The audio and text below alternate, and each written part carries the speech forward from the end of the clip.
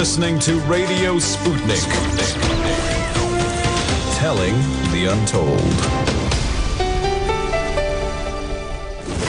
Welcome to the Open University of the Airwaves with George Galloway. Only on Sputnik Radio.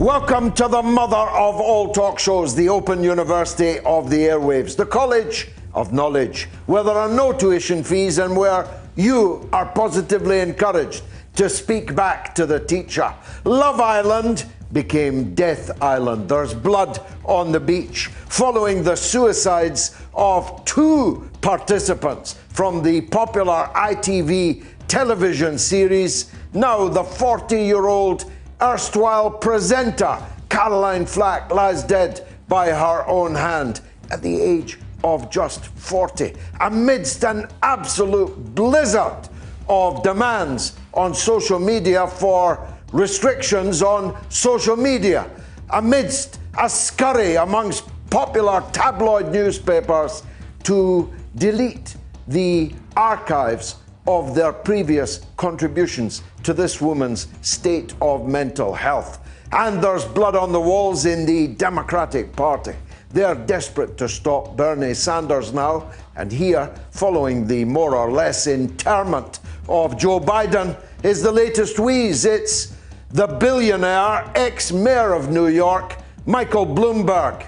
And who is his running mate? You guessed it. It's Hillary Clinton, just when you thought it was safe to get back in the water. Plenty of blood at the Bay of Pigs in Cuba, and we're celebrating, commemorating the anniversary of Fidel Castro becoming Prime Minister of Cuba. We'll be talking to the heavyweight champion of weightlifting for women. He only momentarily identified as one, but that was enough to take the record. I promise you it's going to be stormy weather here on the mother of all talk shows. Radio Sputnik. We speak your language. The mother of all talk shows. The only education you can get for free.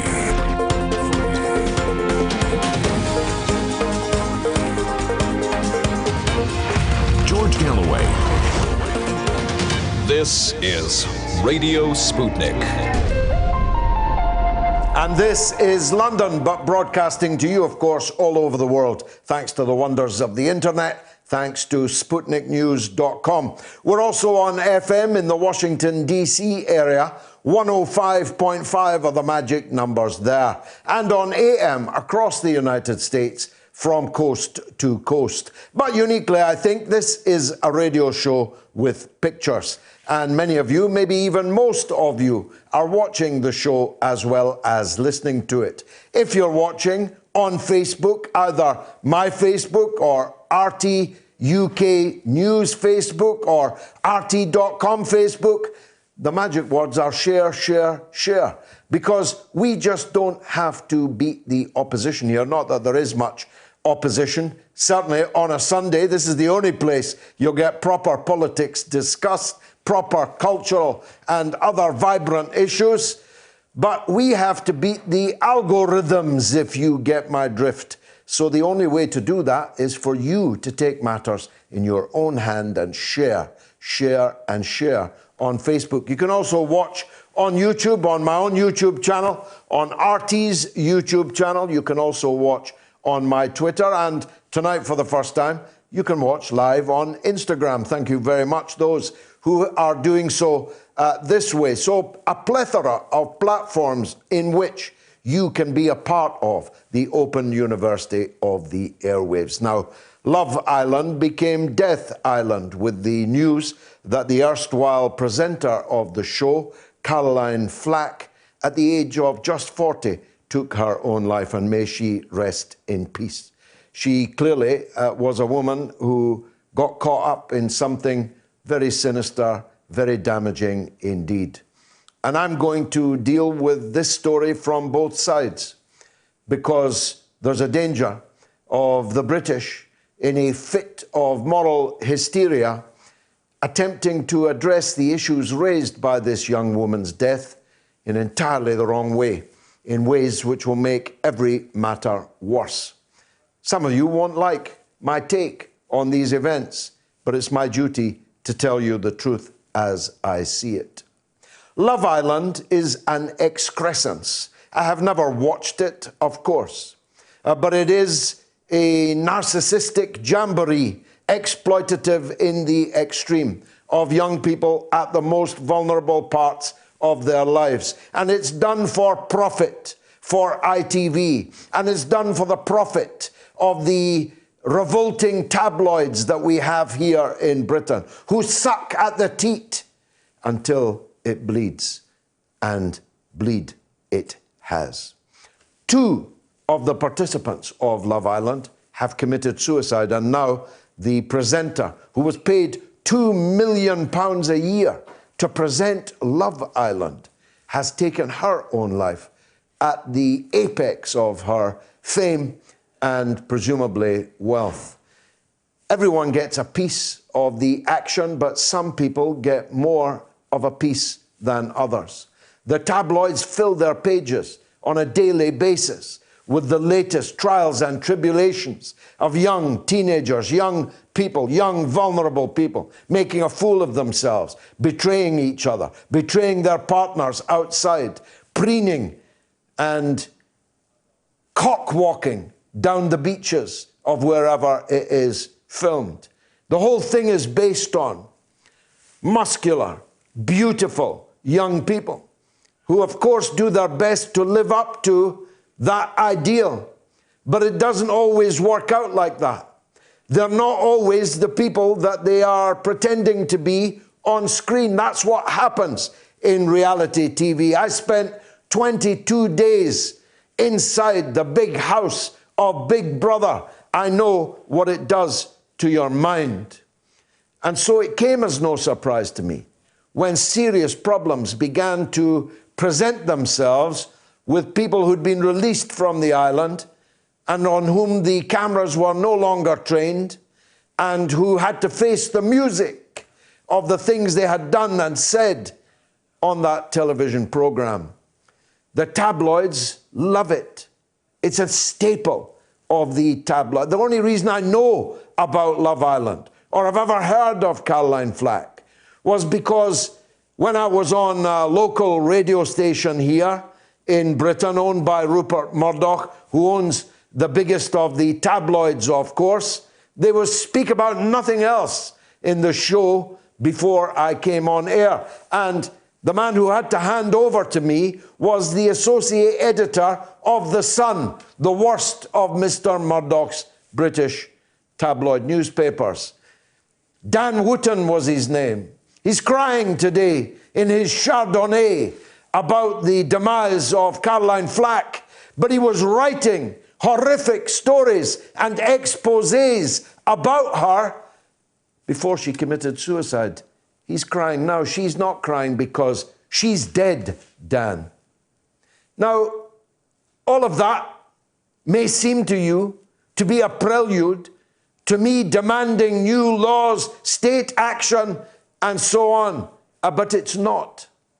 Because I'm here to tell you the only thing worse than the rabid mass media, the rabid so-called mainstream media that we have in this country, the only thing worse than that is a state-controlled media, where there are laws to protect rich and famous people from exposure. And there's people now, right now, gathering signatures. I heard one in the car on the way here. 92,000 people have signed a petition demanding social media safeguards for celebrities. Now just pause and think about that for 1 minute. Many of these celebrities are only celebrities because of social media. Many of these celebrities are consciously, proactively exploiting social media to put their price up, to sell tickets, to sell records, films, books. If you have a law which says social media celebrities must be safeguarded, what you are really saying is that they must be treated differently to ordinary non-celebrities and protected and safeguarded from criticism. And you're saying to them, you've got a license to print money. We'll stop anyone criticizing you, attacking you, ridiculing you. All you need to do is show up on the social media and sell your tickets. That would clearly be a monstrosity. I also see people damning the Crown Prosecution Service for bringing criminal charges against the late and lamented Caroline Flack for having allegedly attacked her partner in his sleep so severely that there was blood on every wall, blood everywhere. And the partner called the police 999. What were the police to do? Say we're not going to come because she's a troubled celebrity? What was the CPS supposed to do? Not bring charges because she was a celebrity? And what was the media to do? Not report the fact that a $2 million a year television personality had allegedly banjoed her partner at the very risk of his life, and that the police had been called, that the man had been taken to hospital. Do you really want to repress that kind of news? You can't do so, because if you do so, you're saying to the rich and powerful, the celebrities, those that rule us, that there can be one law for them and a different law for a man who commits an assault up an alley in Middlesbrough or somewhere else, a man who is not a celebrity, or a woman who is not a celebrity for that matter. This is the road to madness. Once upon a time in Parliament, I talked out a private member's bill by a Tory MP called Nigel Watterson, who wanted to introduce a privacy law. And I was able to say, look, I could show you my scars. I have actually had worse treatment from the mass media on social media than the vast majority of celebrities. But I'm here to say, I told the Parliament, that this would be paving the road to hell with good intentions. Because once rich and powerful people can do what they like, shielded by laws which have built walls to allow them to carry on to their heart's desire, then you would be in a totalitarian society. And a totalitarian society bent to the wishes and the interests of the rich and powerful. Prince Andrew, for example, his conduct under a privacy law, under the protection of celebrities law, or whatever the petitioners want to call it, you would know nothing about the kind of things that the Queen's son has been doing with his well-upholstered life paid for by us, the taxpayer. If it wasn't for the Daily Mail, you wouldn't know any of these things. You wouldn't know about Ghislaine Maxwell. You wouldn't know about Prince Andrew and his relationship to Jeffrey Epstein, and now another sex beast whose private island he's been visiting. What was it about this sex beast's private island that first attracted you, Prince Andrew? What I'm saying is, yes, our tabloid media, yes, our mass media is oftentimes utterly revolting. But you try being in a state-controlled media environment, because I've been there. I've seen that. I tell you, it marks death for democracy, for freedom of speech, for freedom of expression, for freedom from the algorithms, and freedom from the people that own the platforms, the so-called public square that turns out to be anything but public. I promise you, that would be good night. Do not go quietly into that good night. Now, if there's blood on the beach on Love Island, there's blood on the walls in the Democratic Party in the United States. The latest wheeze, given the utter failure of the waxwork Joe Biden, given the utter failure of the fake Cherokee Elizabeth Warren, given the utter failure of Pete, however you pronounce his name, Buttigieg, is the best I can do. Given their utter failure to check the remorseless insurgency of Senator Bernie Sanders, they've come up with what must be the most grotesque pairing in history, certainly in Western political history. They want to run the billionaire Michael Bloomberg, former mayor of New York, a Republican, a man who went to the Republican convention and endorsed the presidential campaign of George W. Bush, a man who didn't even participate in the debates or the primaries up till now, but who's now spending money out of his $67 billion fortune like it was going out of fashion. But worse even than a president, Michael Bloomberg, would be Hillary Clinton as his running mate. And that, it appears, is what they intend. They intend to blow Bernie Sanders out of the water by running Bloomberg and Clinton as their ticket. Well, in one sense, look, it's incumbent on me to tell you, I would not encourage anyone to vote for Bloomberg and Clinton. And I think that the great majority of the supporters of Bernie Sanders, if this process is rigged in favor of Bloomberg and Hillary, will never vote for that ticket. And that means get ready for another 4 years of Donald J. Trump as president. Now, lastly, though there are many other issues on the agenda this evening, we have to look at another very, very vexatious issue.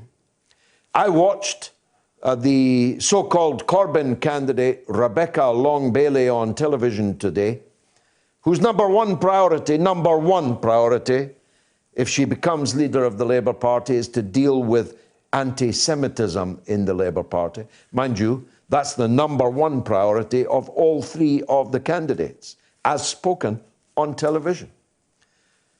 But Rebecca Long-Bailey wants to make it a law in Britain that if you identify as a woman, you are a woman. Not that you must be treated like a woman. As I've already told you, I've already done that. I had a comrade who was a man whose hand I used to shake, who began to identify as a woman, whose cheek I used to kiss, but who changed back to being a man again and whose hand I now shake.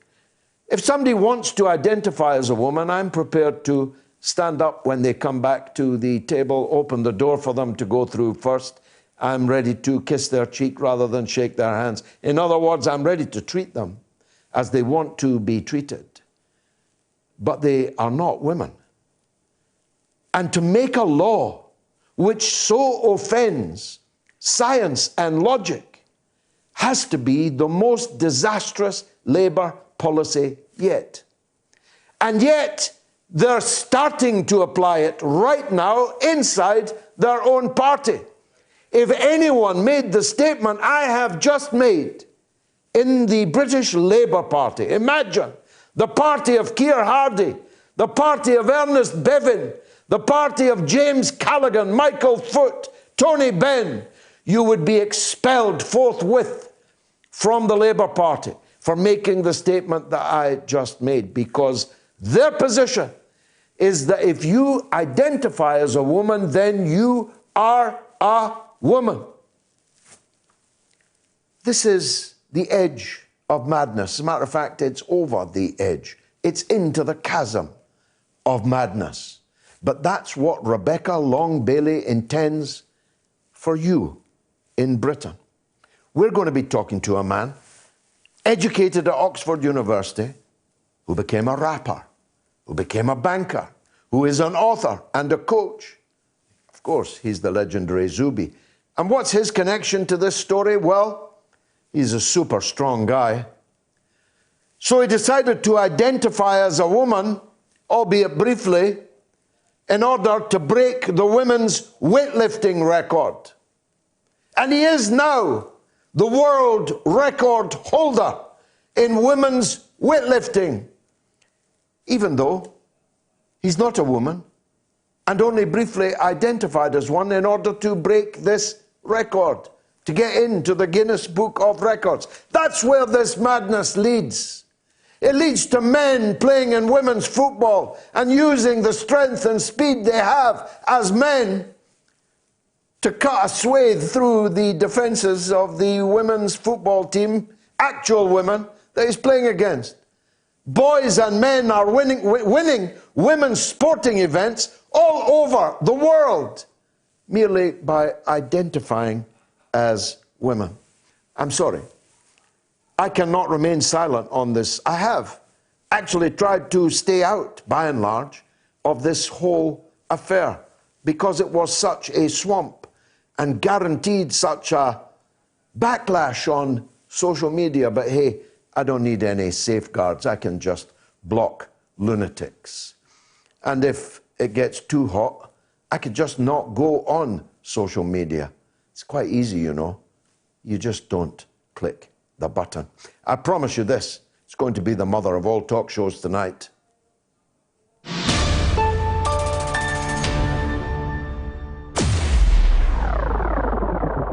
Radio Sputnik. We speak your language. Find us at SputnikNews.com.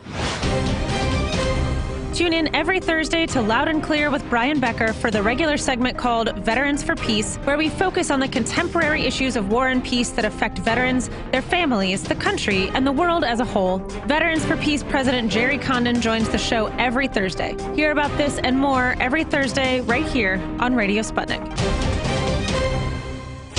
We are above all the latest developments, and we don't take any sides. Radio Sputnik, telling the untold.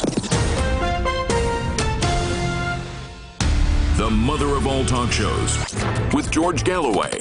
The world is our classroom, and you're welcome to sit in and join the seminar. Now, just when you thought it was safe to get back into the water, that Bernie Sanders was powering ahead, now Michael Bloomberg and his billions are powering up the table. Well, if you can run more television ads than any other competitor, in fact, more than all the other competitors put together, and if you announce Hillary Clinton's going to be your running mate, well, you've definitely exploded a nuclear device in the Democratic Party's process to pick their candidate to fight Donald Trump. I'm joined by the one and only speaker, writer, and political analyst, and my colleague at RT America, Caleb Maupin, my favorite. Caleb, welcome. Glad to be here, as always. Now, I didn't see that one coming, did you? A Bloomberg-Hillary Clinton ticket? Well, it's not really surprising, right? The New York City establishment that Bloomberg represented when he was mayor of this city, Hillary Clinton, who represented New York in the U.S. Senate, and, you know, it's not really a shocking combination. I guess what is shocking is that Hillary Clinton would attempt to reintroduce herself into the American elections after the epic disaster of 2016.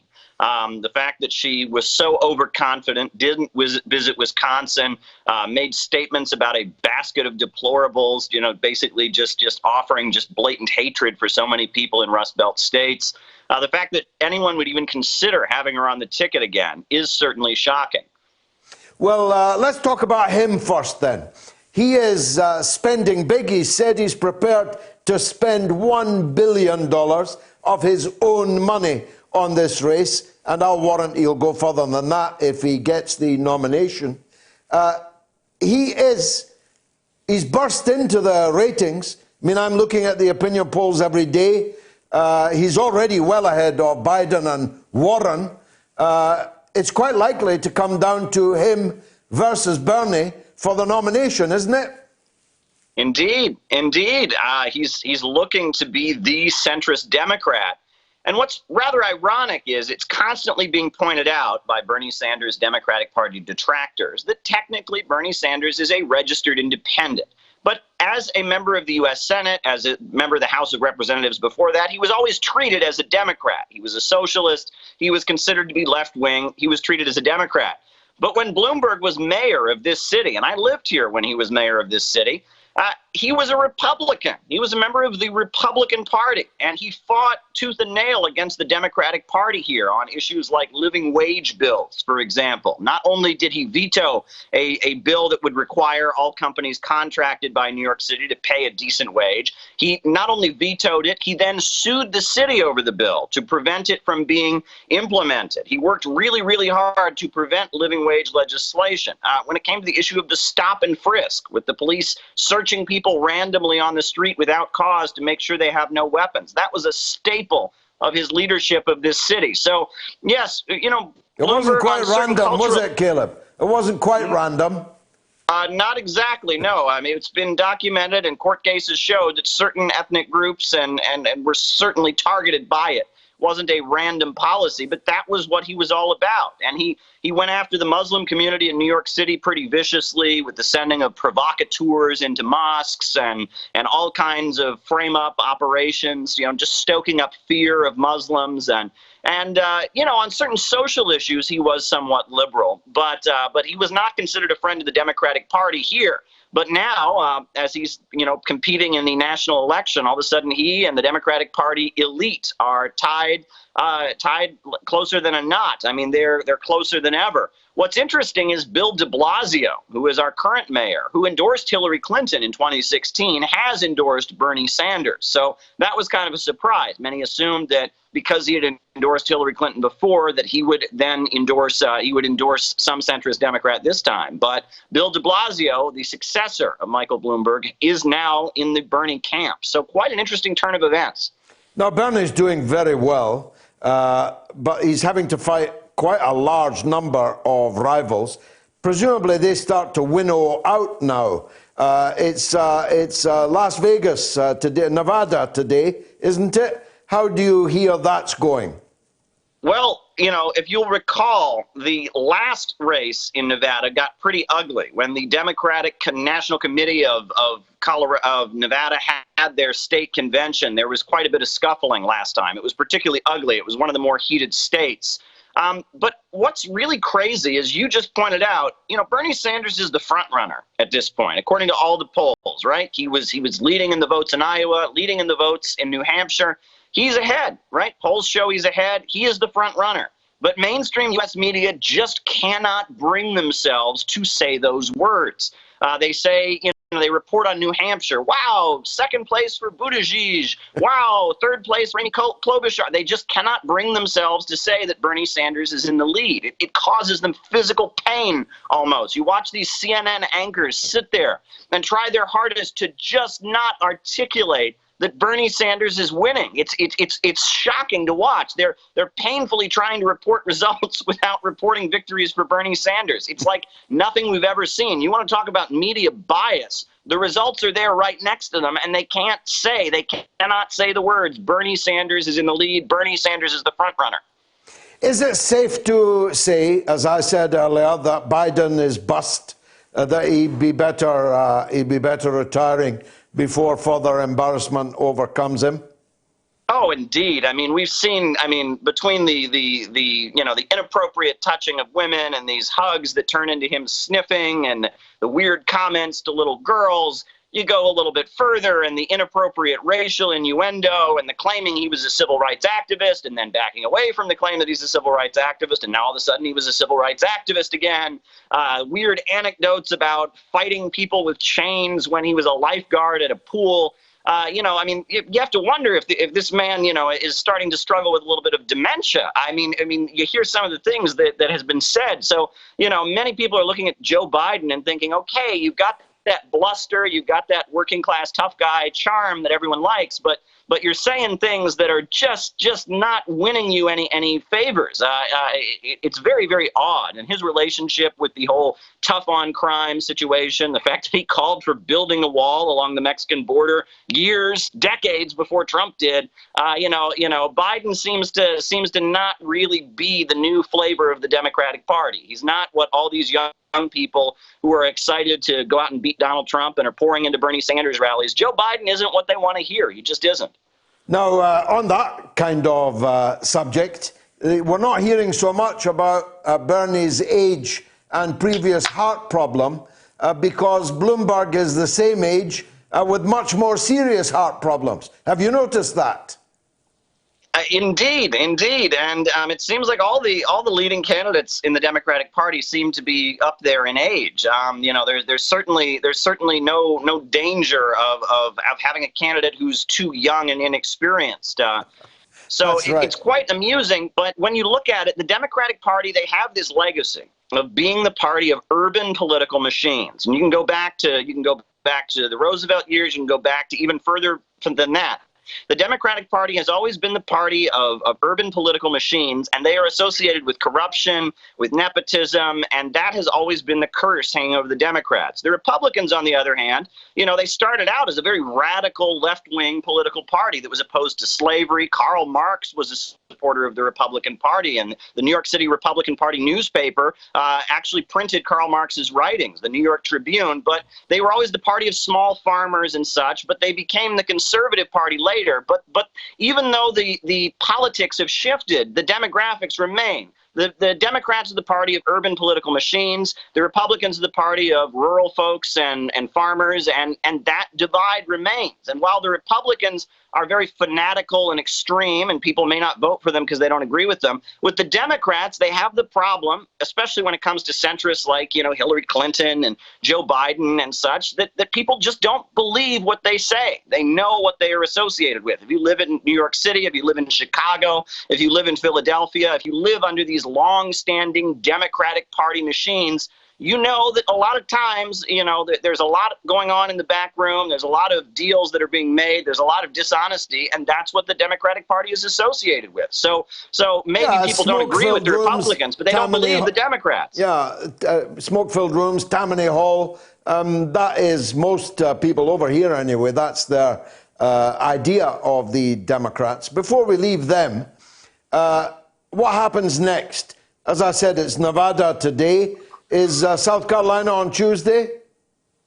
Indeed. I mean, it's heating up. We've got many big primaries coming up, and Bernie Sanders is ahead at this point. It seems like the base of the Democratic Party agrees with Bernie Sanders. This notion that we ought to have guaranteed health care, we ought to have guaranteed college education. This is what rank and file Democrats believe, but there is a leadership of the Democratic Party that does not want to hear this, and there's a mainstream media, even MSNBC, which is Democratic Party, aligned. They just don't want to let this happen. They are reluctant. They are fighting this tooth and nail. So it's going to be crazy. What is going to happen at this convention? I mean, when we head toward July, what in the world is going to take place? How is the Democratic Party going to resolve this? And will the disagreements among Democrats ultimately result in a Trump victory? A lot of questions remain because this is an unprecedented situation. If you'd have said maybe 5-6 years ago that Bernie Sanders would be the presidential frontrunner, people would have laughed. Right? Things have rapidly, dramatically changed in the United States in the political climate.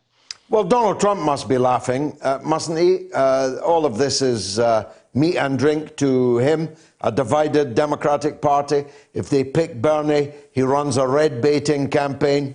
They're already calling Bernie not a socialist, but a communist, and sometimes with a capital C. If they don't pick Bernie, he'll be crying crocodile tears for how crazy Bernie was cheated again. If it's Bloomberg, it'll be the big New York billionaire against the midget New York billionaire, who might have more money but lacks almost everything else that Trump has got. Indeed. I will say, right now it looks good for Trump, but there is one wild card, which is that, Donald Trump began his State of the Union address recently by saying that the U.S. economy is the best it has ever been in all of U.S. history, which is quite a dramatic statement to make. And he has seemed to bet all of the House. He has put all of his chips on the economy. And if something rumbles on Wall Street, and if things are not looking good economically, come October, November, Donald Trump could very well be suffering the consequences for these very grandiose and boastful statements he's made about the state of the economy. Because the reality is, even though stock market numbers are up, even though unemployment numbers are low, when it comes to the rate of debt in the United States, when it comes to our crumbling infrastructure around the country, when it comes to a whole generation of young people with low-wage, short-term jobs, a lot of people are suffering. And if things don't continue to go artificially high on the stock market, and if the economy rumbles a little bit, Donald Trump could soon be eating his words very dramatically. You think even Bloomberg could beat him? If this economy doesn't continue to go well, Donald Trump could be on his way out because he has bet everything. He has put everything he's got. He has boasted out at the highest volume about how good the economy is, and if the economy gets worse, he's got nothing. If Bernie's cheated, will he run as an independent? If he's cheated and Bloomberg is imposed? I don't think he will do that. No, I think Bernie Sanders will support the nominee. However, let's be clear, Joe Biden, Elizabeth Warren, and some others have indicated that they might not support Bernie Sanders if he ends up being the nominee. So, yeah, Bernie has always been, he endorsed Hillary Clinton. He said that he would support whoever the Democratic nominee is. But the centrists have actually not given a clear answer about whether or not they would back Bernie Sanders in November. So quite an interesting turn of events. Finally, and I'm grateful for your time, Caleb, this anti-Semitism thing, I know it sounds utterly bonkers, given that Bernie Sanders is himself Jewish. But there was an attempt made to Corbynize Sanders on the issue of anti-Semitism, to call the man with the best chance of ever being the first Jewish president of the United States, to call him an anti-Semite. Has that prospered or flourished in any way? Well, it depends who you ask, really. I think that the majority of American Jews are in the Democratic Party and don't see Bernie Sanders that way. However, among, more conservative Jews, Orthodox Jews, we've seen some interesting articles, like Jonah Goldberg, who is the editor of National Review, wrote an article, basically, he called it Karl Marx's Jew-hating conspiracy theory, arguing that any criticism of capitalism is inherently anti-Semitic, and that when Karl Marx wrote the Communist Manifesto, bourgeoisie was just code for Jew, right? So there is this feeling among a lot of right-wing forces that all leftism, all socialist ideology is somehow, a covert form of anti-Semitism, and that belief is widespread among Republicans and conservatives in the United States. However, I think for the majority of the folks in the Democratic camp, they don't buy that. They really, really don't buy that argument. What is interesting is it's pretty clear that Israel has no love for Bernie Sanders. Bernie Sanders has said, while he's critical of Netanyahu and critical of the Israeli government, he actually takes a position that Israel, he recognizes it as a country. He supports Israel, basically, despite being harshly critical of it. But he was not invited, you'll recall, in 2016. He ended up not speaking to the the Israeli-American Political Action Conference. And that many people have pointed out that the pro-Israel forces in the United States have no love for Bernie Sanders. They don't trust him. They consider him to be not their friend. So it's a complicated situation there. Really, it is. Well, complicated indeed, not least because Karl Marx also was Jewish, and the Bolshevik Revolution in 1917 was routinely characterized as the Judeo-Bolshevik Revolution. And yet now we have such people smoking out Bernie Sanders and Karl Marx as anti-Semites. Caleb Maupin, always a pleasure to see you and hear you and your analysis. It won't be long, I think, before we talk again. Thanks very much for joining us. Let me take a quick break. Radio Sputnik. Tune in every Tuesday to Loud and Clear for a regular segment called False Prophets, a weekly look at Wall Street and corporate capitalism, where we talk about the big economic issues of the week from the point of view of working people, the poor, and the U.S. position in the global economy. Join us this Tuesday and every Tuesday with financial policy analyst Daniel Sankey right here on Radio Sputnik. Want to talk? Get in touch with us at radio@sputniknews.com. We are talking 24 hours a day, 7 days a week. You are listening. We give you the most essential out of the endless information space. Radio Sputnik, telling the untold. Radio Sputnik, we speak your language. Find us at SputnikNews.com. 24 hours a day, 7 days a week. We give you the most essential information out there. Radio Sputnik, telling the untold. George Galloway and the mother of all talk shows. Join us at the College of Knowledge, where there are no tuition fees. Now, the first poll of the evening, Caroline Flack. Did media kill the TV star? Yes or no? You can vote on my Twitter feed at George Galloway. Caroline Flack. Did media kill the TV star? Yes or no? Lots of emails, etc. Rachel Atherton says, George, I am having a go and I am hard enough. You are hugely disrespectful to women and seem to fear the power of our vaginas, whether they be real or metaphorical. What's a metaphorical vagina? For years, women have been discriminated against in sports, especially in world chess, where women don't need as many points as the men to be classed as grandmasters. Rebecca Long Bailey's law opens up a huge number of possibilities. I, for one, would love to see the England ladies take on the Argentina men's team and put Lionel Messi in his place. Your attitude on women is ghastly, and you should tuck your meat and 2 veg between your legs in shame. I can't make up my mind if that's serious or not, but I'm still trying to, if you'll forgive the phrase, get my head around a metaphorical vagina. Rachel, you're not hard enough unless you call. You know the number. Call, and let's have this out. Hi, George. I'm writing to you in reference to the conversation you had with a caller last week about Greta Thunberg. While I too have great suspicion for her sudden rise with the backing of big money, and I consider Extinction Rebellion to be a toothless, petty bourgeois movement with no class analysis, the feedback loops which are causing exponential increases in carbon being released into the atmosphere do keep me up at night.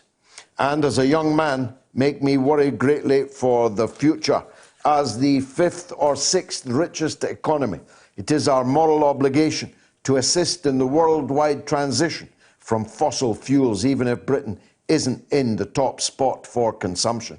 There will be a worldwide market for renewable energy and technology associated with mitigating the effects of climate change. We need to get in on this market, and fast. A green industrial revolution would also give us a chance to showcase the merits of a centrally planned economy that is leagues more efficient and just than neoliberalism. Thank you, says John. My goodness, did the media kill the TV star, Caroline Flack? 58% of you say yes. 42% of you say no. Now, I better do That Was the Week. I thought I had a call coming through, but let me do That Was the Week, February 16th. The great Fidel Castro was sworn in on this day in 1959 as the Prime Minister of Cuba. He was also, at 32, the youngest to hold the position. He had been sworn in the cabinet room of the presidential palace in Havana. Castro, who was a doctor, led the resistance against the 7-year military rule of President Fulgencio Batista and commanded the 26th of July Army, a guerrilla force that drove the old regime into exile on New Year's Day, 1959. As well as his supporters, A horde of Cuban and foreign media witnessed Fidel Castro being sworn into office, wearing his olive green rebel army fatigues and sporting his trademark square cap and beard. It's one of the greatest pleasures, honors of my life that I, in the end, spent hundreds of hours with the great Fidel Castro, and my book, The Fidel Castro Handbook, might repay reading. In 1965, the chairman of the British Railways Board, Dr. Richard Beeching, sadly I'm old enough to remember him, outlined his brutal plan to cut Britain's railways by a quarter. He said the system was uneconomic and 2,000 local stations were closed and 70,000 jobs were cut. That worked out well, didn't it? Ironically or sensibly, the UK Transport Secretary, Grant Shapps, said today that not only would all the Beeching cuts be restored, but more lines and services would be added. Let's see if he honours that promise. I see that he's denying that we're going to be asking the Chinese to build HS2, who claim they can build it in 5 years, and probably could. If this had been in 1972, you'd probably be sitting in the dark now. It's the 6th week of the miners' strike, 1972, and electricity has once more just become rationed, with homes and businesses without electricity for up to 9 hours a day. Miners had been picketing power stations and all other sources of fuel supply in an attempt to step up pressure on the government of Edward Heath. From this day back then, electricity was to be switched off on a rota basis, meaning people faced longer power cuts, up from 6 to 9 hours. However, just 3 days later, the government gave in, and a £95 million package was agreed, making miners the highest paid in the working class movement. That victory lasted just 12 years. Margaret Thatcher had determined to break the miners, and when she came to power, she did just that in 1984-85. After a year-long strike, miners were forced back to work, and the decimation of the industry was underway. That worked out well too, didn't it? In 1945, on Valentine's Day, February 14, would you believe, Britain and US bombers dropped hundreds of thousands of explosives on the German city of Dresden, razing it. 800 RAF Bomber Command planes let loose 650,000 incendiaries and 8,000 pounds of high explosives and hundreds of 4,000-pound bombs in 2 waves of attack. They faced very little anti-aircraft fire. Dresden, a historic city, was defenceless. As soon as one part of the city was alight, the bombers went for another until the whole of Dresden was ablaze. Altogether, 2,600 tons of high explosives and incendiary bombs were dropped on the defenceless city, creating a huge firestorm. The death toll is unknown, but the estimate is between 25,000 and 100,000 civilians. Now, on February 13th, 1991, in the first Gulf War, hundreds of Iraqis in an air raid shelter were incinerated as 2 laser-guided bombs from American planes exploded in their midst. It was in America, 5 miles from the center of the, it was in the Al Amaria, yet another typo in this shockingly littered with typos document that I've got in my hand. It was the Al Amaria shelter, 5 miles from the center of the Iraqi capital, Baghdad. The final death toll, or toll as it says here, was 314, including 130 children. I have been in that air raid shelter, Al Amaria. I was there with the late and great parliamentarian Tam Dalyell. I saw the shadows on the wall burned into the wall of the people who were incinerated there. It was 17 years ago yesterday, in 2003, although it feels as if it was actually yesterday, that the largest ever protest march in Britain against the looming war on Iraq took place. I was one of the organisers and marched at the front of around 2 million people who choked central London, demanding that there should be no war on Iraq. Another that didn't work out quite so well. 16 million people took part in the protests throughout the world, but to no avail. and the war went ahead on a pack of lies, the consequences of which are still being felt today. As a matter of fact, it's still going on. I mean, that's the truth of it. The Iraq war from 2003 is still going on. We threw not a pebble in a pool. We devastated Iraq, utterly devastated it and broke it into pieces and set in motion shock waves that are still being felt, still creating new forms of political extremism and madness. That's exactly what we did. And therefore, President Obama was right when he said that the ISIS phenomenon, and along in a minute will be, I've no doubt, another form of this Islamist extremist madness, even worse, if you can believe it, than ISIS. But President Obama was right when he said that the ISIS phenomenon was a direct product of the invasion and occupation of Iraq. As he put it, it just goes to show that you should be careful. You should look before you shoot.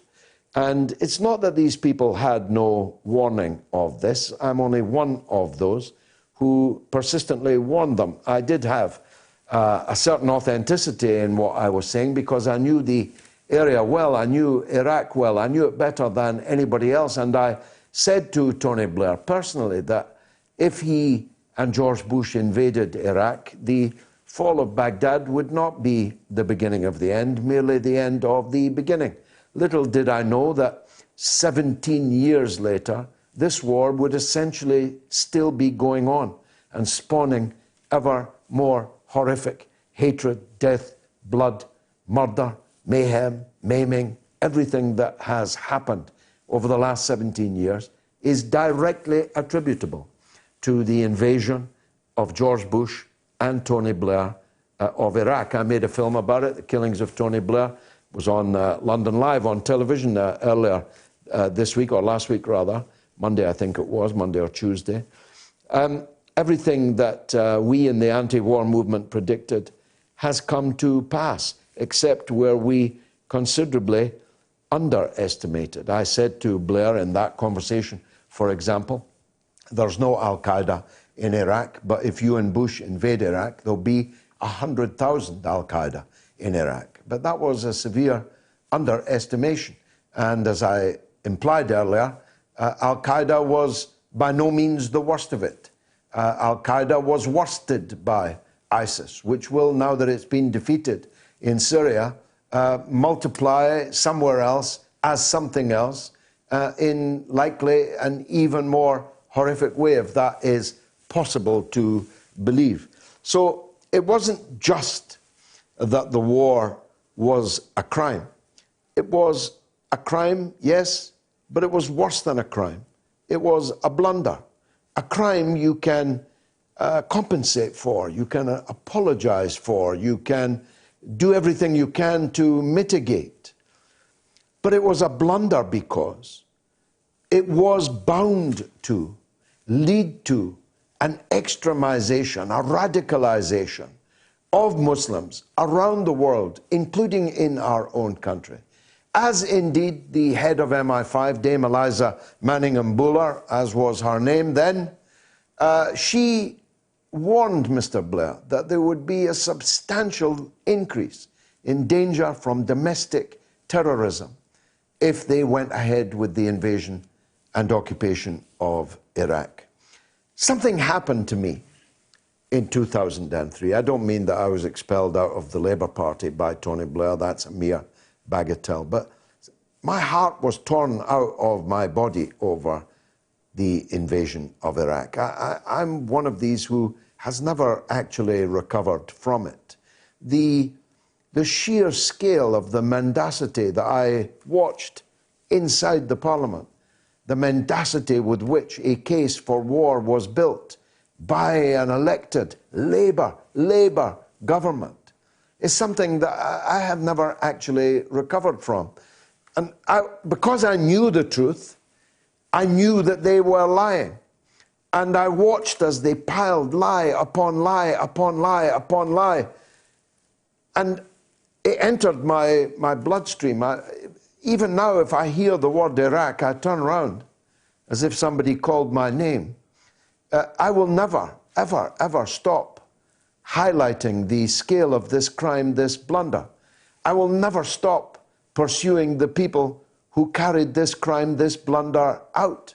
I can never judge anyone other than by where they stood on this crime. So, for example, even if the alternative was Attila the Hun, I could not vote for a member of parliament who voted for this pack of lies, this gigantic mountain of mendacity, this incredible crime, the worst crime since the Second World War.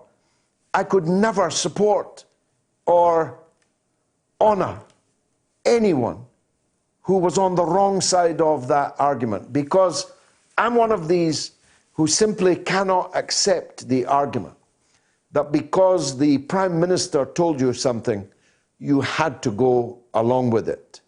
Because we've had a lot of lying Prime Ministers, and millions of people on February 15th in Britain and tens of millions around the world didn't have the benefit of the expensive Oxford education of Tony Blair. They didn't have the so-called intelligence reports on their desks that Blair was pretending to have, even though he'd actually largely written them himself through his amanuensis Alistair Campbell, his chief Gobelian spin doctor. We didn't have, they didn't have, I didn't have, even as a member of parliament, access to the experts and the David Kellys and the weapons experts and the rest. We just knew in our bones that to try and blame Iraq for 9/11, when 9/11 was carried out by people who hated the Iraqi leadership every bit as much as they hated the leadership of the United States or any Western country, was inherently dodgy. And when we saw Powell and George Robertson, the Labour defence minister at the time, did the same thing. He used to pick up his glass and say, this amount of chemical weapons, biological weapons that Iraq is developing, this cup could kill all of London, all of Paris. When Powell held up that little vial, remember, at the United Nations and said, this little vial could kill, I don't know how many thousands, hundreds of thousands he claimed. It was bad acting. It was counter to all logic. It was a lie. And so many millions of us could see that it was a lie. We also knew that kicking a hornet's nest was never a good idea, that it would send spinning out of control some of the nastiest forces it was then possible for us to imagine, and that it would all come back to sting us repeatedly and painfully. And all of that has come to pass. I was looking, just because it is the anniversary, an article I wrote in the Spectator magazine at the time. I also wrote a similar one in the New Statesman. They're available online. Almost every word that I wrote before the invasion of Iraq in 2003, almost every word that I wrote came to pass, and quickly. It was not the beginning of the end, it was only the end of the beginning. The Iraqi people did, as I told Mr. Blair, fight with their teeth if necessary until they drove the occupier from their land, and they're doing so until this day. The US Embassy in Baghdad has just in the last hours been hit by powerful explosions fired by rockets by the Iraqi people. I know the Iraqi people well. They are good friends and bad enemies. They are the best of the Arabs. They're the most efficient of the Arabs. They're the most warlike of the Arabs. They are disciplined and organized.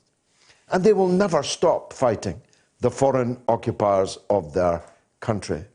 And so I say to American listeners, American viewers, tell your president, just as he is about to withdraw from Afghanistan, he needs to withdraw from Iraq.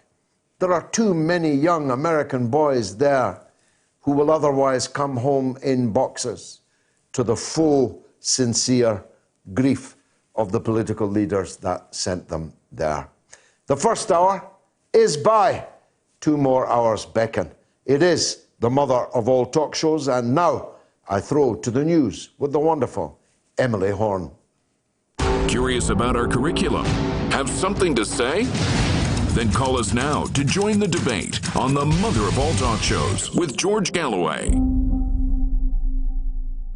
Tune in every Tuesday to Loud and Clear for a regular segment called False Prophets, a weekly look at Wall Street and corporate capitalism, where we talk about the big economic issues of the week from the point of view of working people, the poor, and the U.S. position in the global economy. Join us this Tuesday and every Tuesday with financial policy analyst Daniel Sankey right here on Radio Sputnik. It's time to double down with Max and Stacy. Yeah, double down. We're talking markets, finance, business, economics, ka-ching, bling, just about everything money related on Sputnik. It's called Double Down.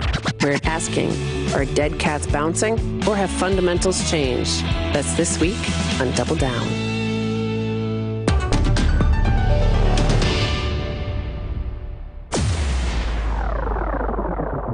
Radio Sputnik. We speak your language. Find us at SputnikNews.com.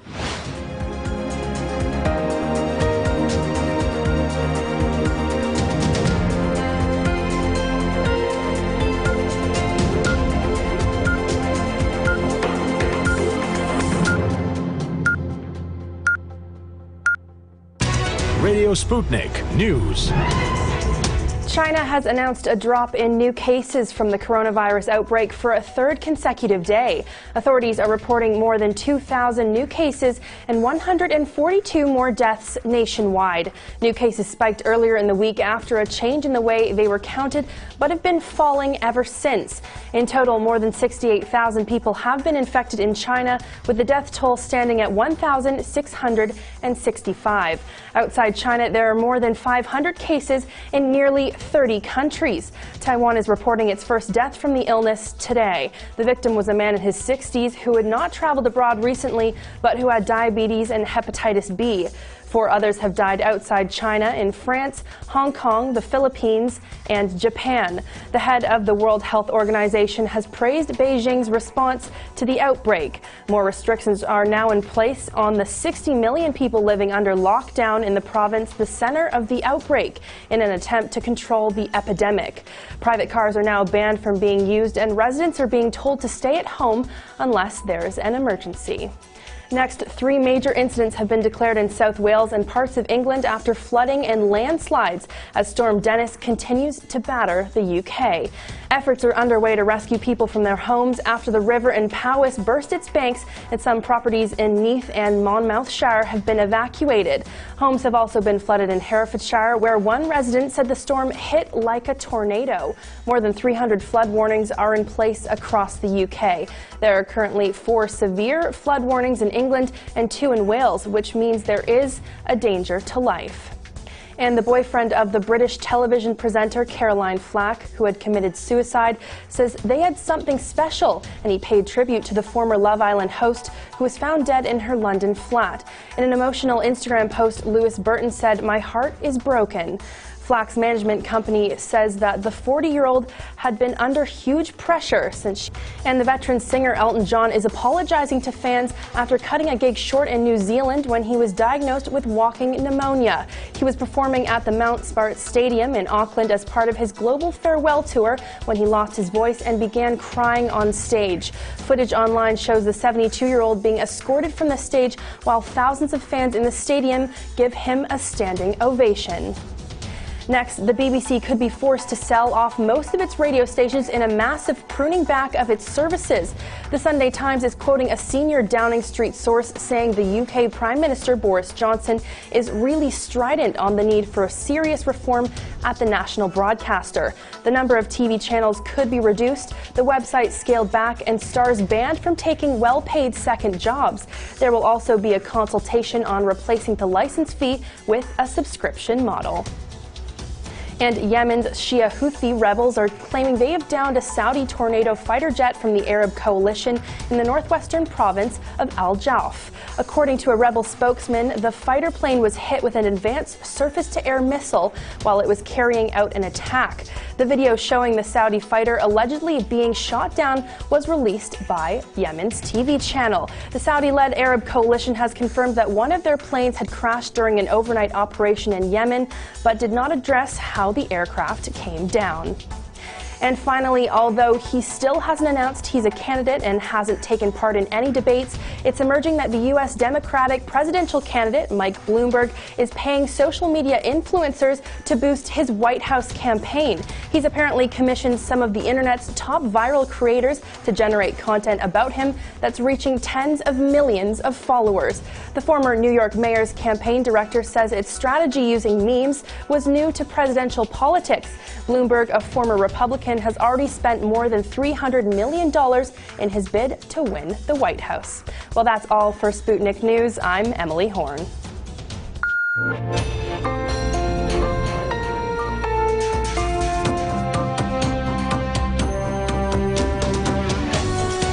You're listening to Radio Sputnik.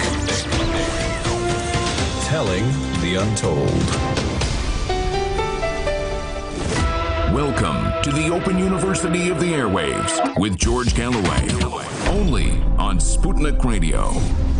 Did media kill TV star Caroline Flack? Yes, 57%, down 1. No, 43%, up 1. You can vote on my Twitter feed at George Galloway. Now, as I said on this week, in 1959, on this week, Fidel Castro was sworn in as Prime Minister of Cuba. He, of course, later became president, but the swearing in of this bearded and uniformed revolutionary fighter attracted a very great deal of attention in 1959, on this day, in this week at least, when he was sworn in. So we thought it would be good to take a look, not just back at those days, but at what has become of Cuba, which is still in the United States crosshairs, perhaps particularly in an election year when Florida is in play. It's a particularly dangerous time for the people of Cuba. But the failure to unseat the revolution in Venezuela could lead, and some in Washington are hoping it will lead, to a doubling down on the efforts to bring down the Cuban Revolution, for the first time now, no longer led by someone whose surname is Castro. So we've got Bernard Regan, the National Secretary of the Cuba Solidarity Campaign, on the line now, I hope. Bernard, good evening. Welcome to you. Good evening, George. Now, Fidel was there a very long time, and then Raul a decent time. We now don't have a Castro at the helm in Cuba. Have you noticed any difference in the orientation inside the country and in its policy towards outside?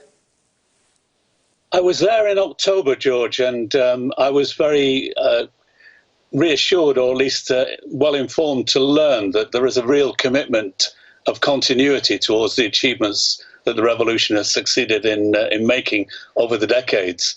I think the biggest challenge that they face, and you've alluded to this already, is really the change in the presidency of the United States, which, although strategically not varying very much from Obama's objectives of wanting to get rid of the revolution, nevertheless has really ratcheted up the pressures on Cuba. So there was a clear determination amongst people to continue with retaining the gains that they've made in terms of health, education, all of those kind of things, absolutely committed to that.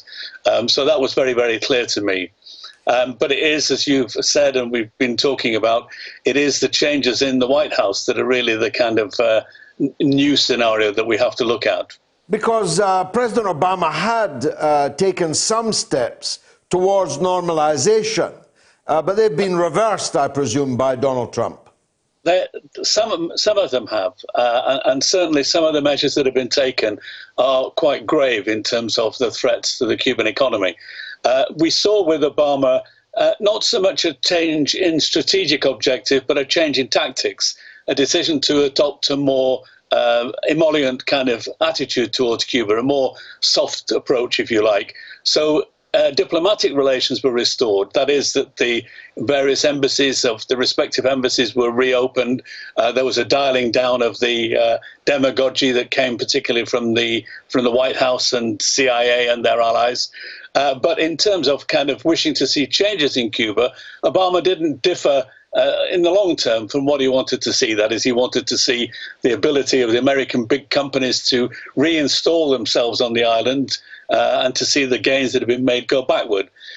However, what we're now seeing with Trump is certainly a qualitative shift in terms of that, not only being clearly openly committed to ending the gains of the revolution, but actually imposing sanctions that go beyond what even was in place for the last 23 years prior to Obama. And those are measures that are particularly attacking the Cuban economy. And I think it's relevant for us here in Britain to give some reflection to what the implications of that might be. Yeah, I mean, it's obviously always been the U.S. intent to extraterritorialize their measures against Cuba. In other words, to force other states to comply with their unilaterally imposed sanctions and so on. Is that still going on? Very much so, and I do think it's got considerably worse. I was there, as I said, in October, and whilst I was there, there were certainly kind of problems with the delivery of oil, for example. So electricity production and so on was hampered to some extent. And measures were taken to change working arrangements, people using daylight hours to work and therefore avoid the necessity to use too much electricity, people being given the right to work at home and things like that so that transport wasn't overutilized, and various measures were taken precautionary to ensure that the substantive aspects of life would be preserved, like hospitals having access to generators and electricity and so on.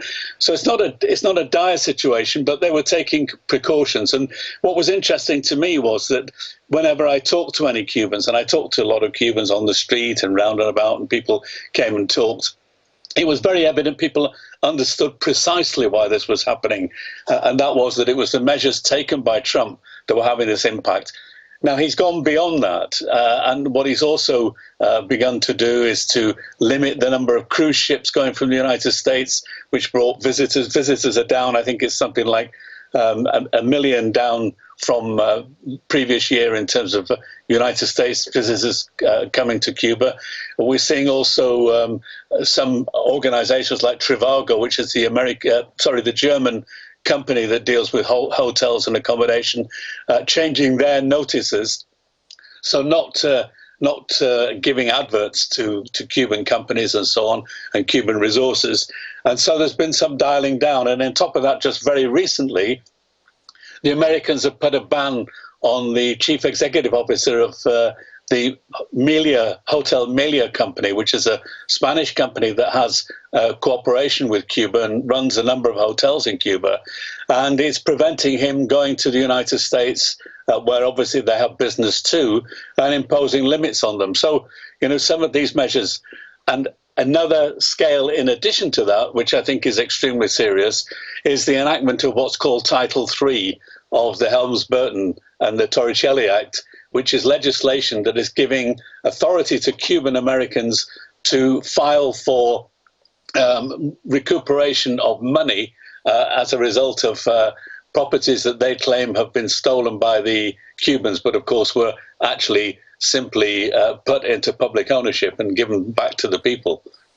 Yeah, now what about Britain? You're obviously the head of the British angle, the British end of Cuba solidarity.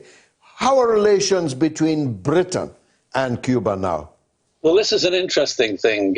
People will be aware that Prince Charles and Camilla went to visit Cuba, and that was a very friendly and cordial thing. And I think we're all very conscious of the fact that these kind of royal visits, state visits, whether you're a royalist or not, and I'm certainly not, but nevertheless, they're often a precursor to development of trade relations between countries, and they're used as a kind of publicity, PR stunt to bring that in. And I thought, and I think many people thought, that this was augured well for the future, in that Britain would begin to develop its economic relations with Cuba much more than it has done. At the moment, I think we have to be cautious about this, because I think with Brexit, whether you're for it or against it, clearly Johnson is intent on making trade deals with Trump, and it's very evident that Trump may well try to add some conditionality to those trade deals, which won't directly, of course, talk about Cuba, but the implication will be that Britain becomes much more slavishly a follower of United States policy than it already is. Although the same Johnson has insisted on Huawei being a part of the 5G rollout, he's playing tough on the Anne Sarkulas affair, the killing of Harry Dunn, the young teenager mown down by an American CIA officer, Anne Sarkulas. So it's not really clear yet just how far Boris Johnson is trying to butter up Donald Trump. In any case, there's going to be someone along in November. Bernie Sanders is, historically speaking, a friend of Cuba. You must be hoping for that. Well, that would certainly mark a significant change. I agree with you, by the way, about the point about Johnson, that he's not shifted completely in terms of terms of trade deals. But I'm just apprehensive that might be a feature of the way in which the United States enters into any negotiations. For example, they were talking about saying they're going to leave the National Health Service completely alone, but I think most people are very sceptical as to whether or not in the long run that'll be the case. So we'll see. But certainly, as you're indicating, I think Bernie Sanders being elected would mark a shift, perhaps in the initial stages back, if he were to be elected, and one hopes that's the case, to the kind of positions that Obama had. But I would also hope being much more positive than that even, and going so far as to not just restoring diplomatic relations, but normalizing relations, so that Cuba was treated as any other country should be treated, that its sovereignty was respected, that the United States had not tried to impose its economic vision of what should happen in Cuba. And of course, one of the things that remains an outstanding question mark is the occupation by the United States of America of Guantanamo. And clearly that would be a real indicator of United States respect for Cuba if it was to withdraw completely from that base. Great point. How do people contact the Cuba Solidarity Campaign, Bernard?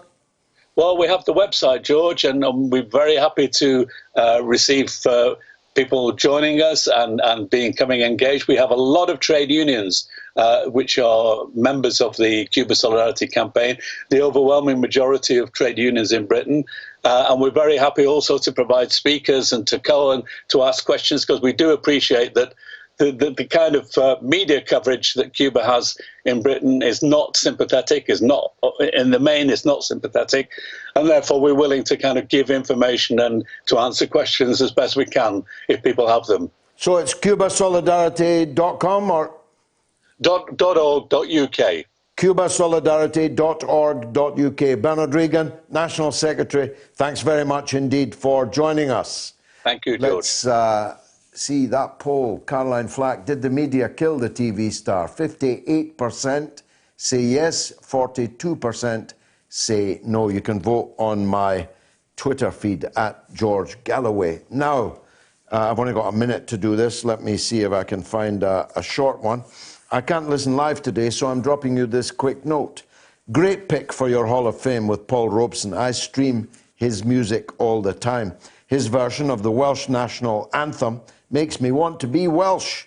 It's a shame that here in the US you'd be hard-pressed to find anyone under the age of 60 who can tell you anything about, other than that he was a communist, which he wasn't, as Trump would say, sad. Anyway, I thought if you were taking nominees for your Hall of Fame that I might chime in. He was a Brit, actually one of the few real revolutionaries from the days of George III here in the colonies. I'm speaking of Thomas Paine, who ruffled feathers of the fat and sassy from America back to England and over to France. I feel it was in France that he did his best work. Not only did he fight for the revolution, but he defended the royals from getting their heads chopped off. Imagine being against the death penalty in the 18th century. Who did he think he was? Bernie Sanders? For that, he almost got his own head chopped off. Bravery like that is hard to find then and now. If I ran a school system, every student would know The Age of Reason and The Rights of Man, both written by Thomas Paine, inside out before graduation from high school. I remember reading in the obituary of Richard Attenborough that he was planning a film or a documentary on Thomas Paine, but sadly, it wasn't to be. Don't hold your breath waiting for Hollywood. That's from Jim L. in Fort Collins, Colorado. Thanks for that, Jim. Very good suggestion. I'll unveil the second of the members of the Mother of All Talk Shows Hall of Fame in the last hour. Now, I better take a break. Radio Sputnik. Tune in every Tuesday to Loud and Clear for a regular segment called False Prophets, a weekly look at Wall Street and corporate capitalism, where we talk about the big economic issues of the week from the point of view of working people, the poor, and the U.S. position in the global economy. Join us this Tuesday and every Tuesday with financial policy analyst Daniel Sankey right here on Radio Sputnik. Want to talk? Get in touch with us at radio@sputniknews.com. We are talking 24 hours a day, 7 days a week. You are listening. We give you the most essential out of the endless information space. Radio Sputnik, telling the untold. Radio Sputnik, we speak your language. Find us at SputnikNews.com. 24 hours a day, 7 days a week, we give you the most essential information out there. Radio Sputnik, telling the untold. George Galloway and the mother of all talk shows. Join us at the College of Knowledge, where there are no tuition fees. A lot about Caroline Flack. Will Carpenter says she took her own life. Any presumed outside factors are purely the stuff of speculation and misplaced emotive angst. The truth is, nobody will ever know exactly why she took the step she did. But Nice Bloke Phil says, is it not too soon to be discussing the tragic death of this lovely lady? Well, everybody else is discussing it, Phil. I'm not sure that we shouldn't be. Alistair Henderson says, the media didn't kill her. She did that all by herself. And Mark Porciani says, there isn't a no answer about the media killing Caroline Flack. It's more a question of, did a nasty neoliberal media machine and the CPS drive this woman to taking her own life? Although, as I put it earlier, Mark, what was the CPS supposed to do about such a serious alleged assault? Would they not prosecute because she was famous? Ask yourself that question. Lee says, poor Caroline wasn't helped by the media, but I think some celebs have a trait that makes them vulnerable to criticism. She should have known that by being a celeb. That said, British media need to look at themselves. Who listens to them anyway? I certainly don't. Well, fewer do than did, but still a lot of people do, Lee. Let's take a call on that from Chris in Glasgow. Chris, go ahead, sir. Thanks for taking my phone call. Watch every week. Thank you. George, I've been following social media since Caroline Flack's tragic death. Now, end of the day, she's someone's daughter. However, is it now time to have a reflection on these reality TV shows, Love Island, I'm a Celebrity, Big Brother, etc., because there is no support for these people with mental health issues. Now, she took her own life. We don't know the circumstances. However, I feel for the folks who haven't got a voice, the ex-servicemen, the homeless, which is epidemic in the UK. Where are these people getting exposure to the loss of life? Every life's equal, yet we don't hear about these people, the coverage they get. Yes, she's a celebrity. However, her voice wasn't strong when the two people on the very own show she presented, she wasn't very forthcoming to give them support. Now, again, social media has went bonkers over the last 24 hours with support for her. I don't know the girl. I won't judge her. However, I think people need to have a good reflection on themselves and maybe show that compassion and empathy to the people who are dying every single day with mental health issues that take their own life. Well, that's very powerful, Chris. Obviously, the blood of some people is more valuable in this society than the blood of others. The company that makes Love Island and ITV that broadcasts it have got a legal duty of care to the people they put on the screen and exposed to all the forces that are at work in these highly exploitative, narcissistic environments. And in the case of Love Island, they failed their duty of care. This is now the third suicide associated with the show. Now, there was, what was his name again? The British guy, the equivalent of... The equivalent of Jerry Springer, the guy that was on Jeremy Kyle. The Jeremy Kyle show got taken off the air after one suicide.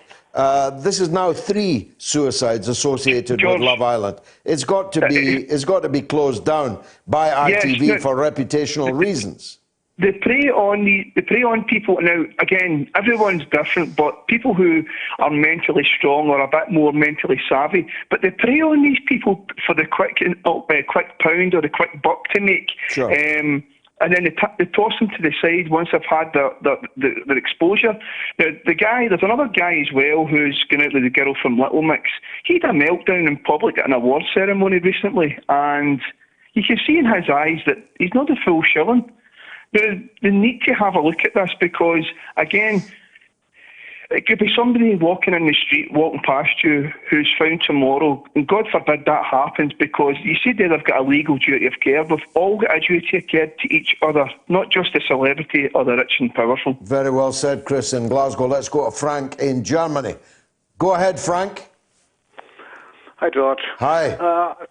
I have been living in Scotland in the first millennia, in the first decade of this millennium, and I came to know you there through some of your media appearances, and I came to appreciate you and the way you talked frankly and the way you raised issues others never did.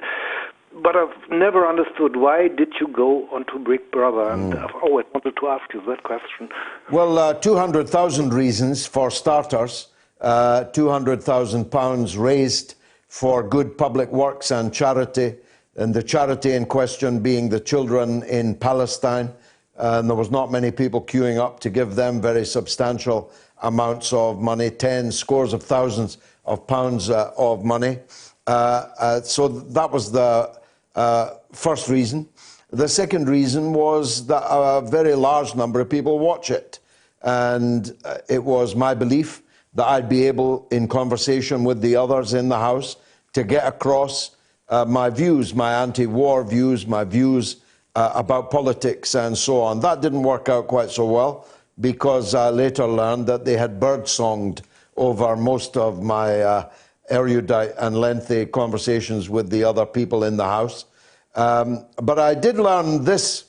If you coop people up, in my case for 22 days and nights, in a completely unnatural environment, and you subject them to psychological experimentation, forcing them on pain of hunger and the hunger of one's housemates to do certain things, that you can change, you can mold, you can distort people's personalities quite considerably.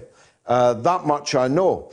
And thus, although I have never watched Love Island and never seen or heard of Caroline Flack until her disastrous last couple of months, I recognize immediately the kind of things that are going on in the exploitation of the participants in that reality TV show.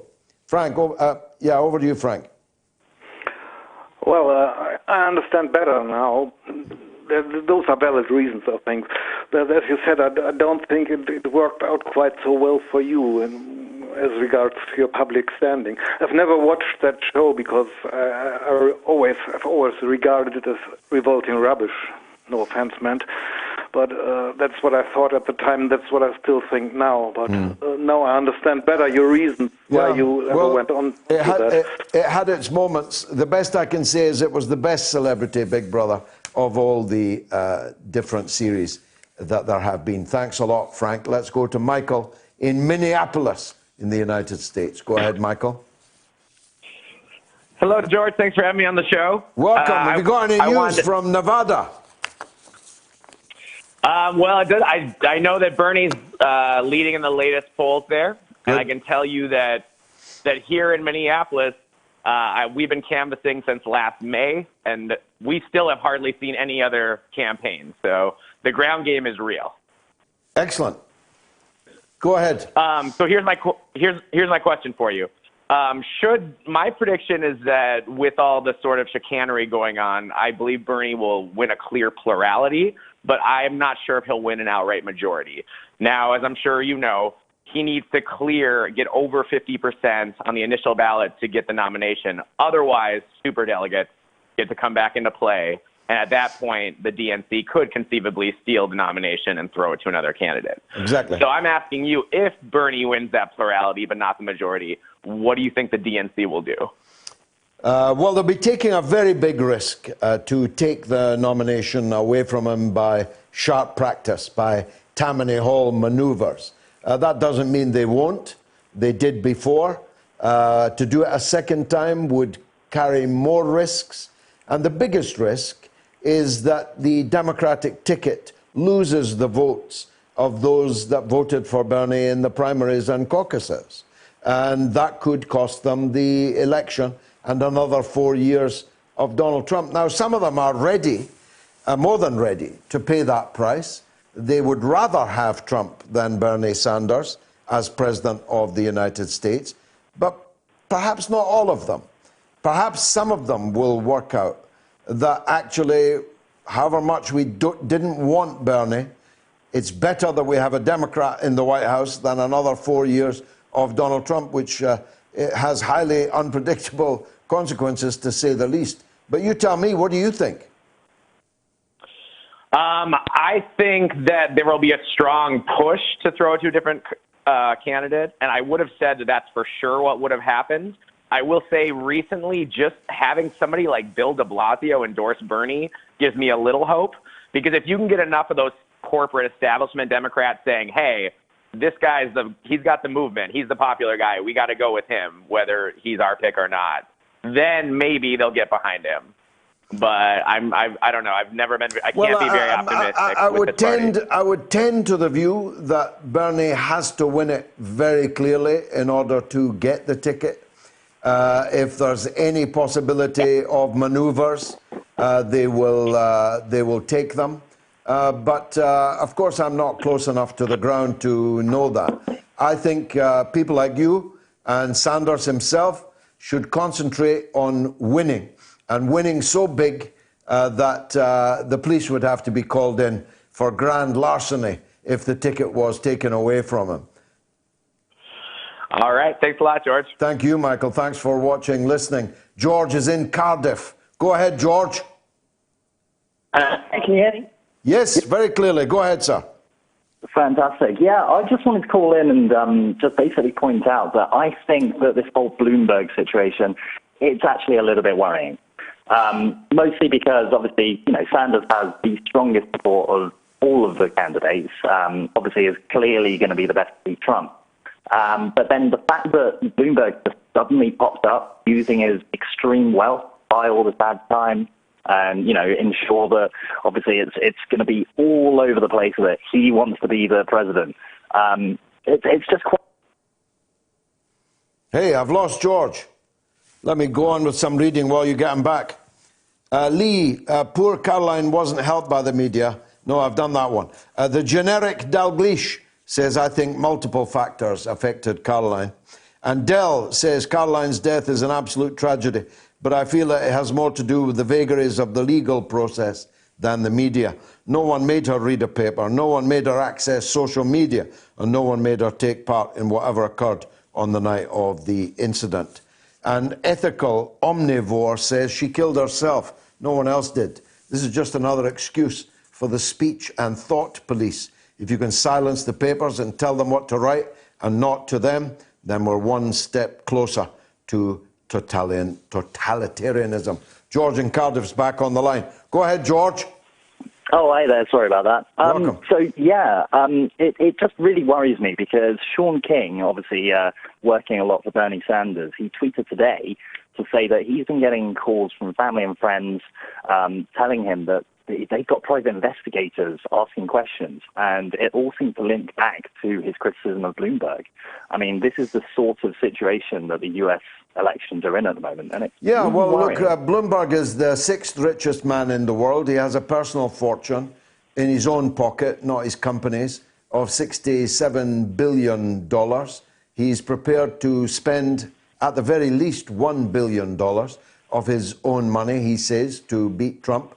We heard on the news that he is paying social media influencers, so say someone like me with a big reach on social media, 1.5 million nearly across all platforms, he'd come along, or his people would come along and say, we will pay you X amount of money to boost us and boost Michael Bloomberg. And that, if it's happening across all of the United States, all of the age groups, the demographics, the rappers here and film stars there and fashion icons here, there, that's going to add up to a very, very powerful and purchased wave of support, George, don't you think?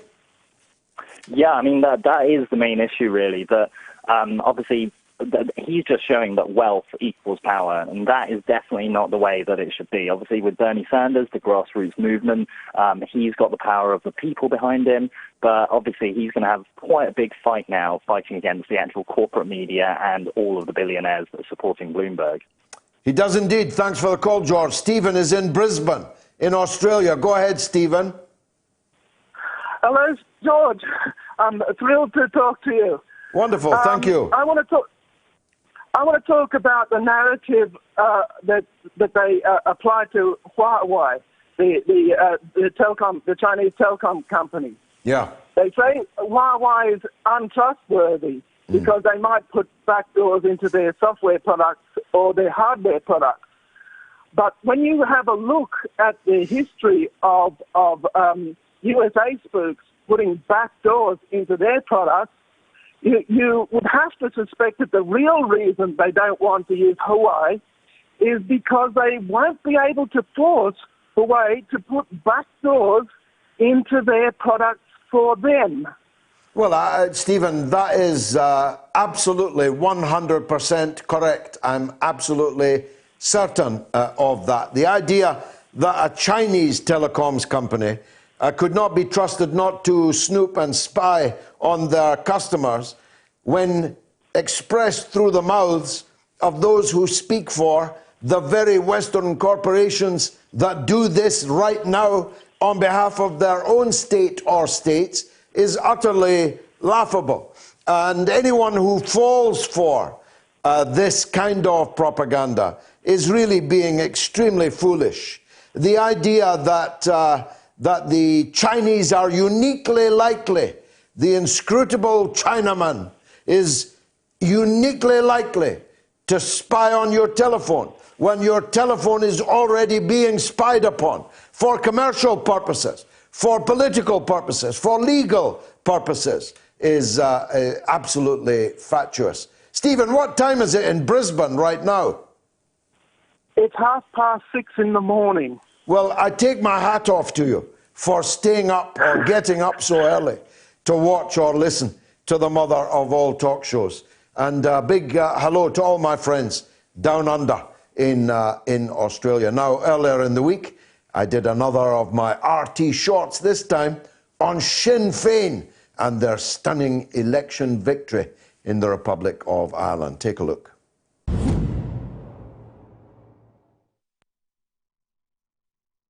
Not for 100 years have we seen anything like it. The political class of the whole world is currently riveted on the results of the Irish election.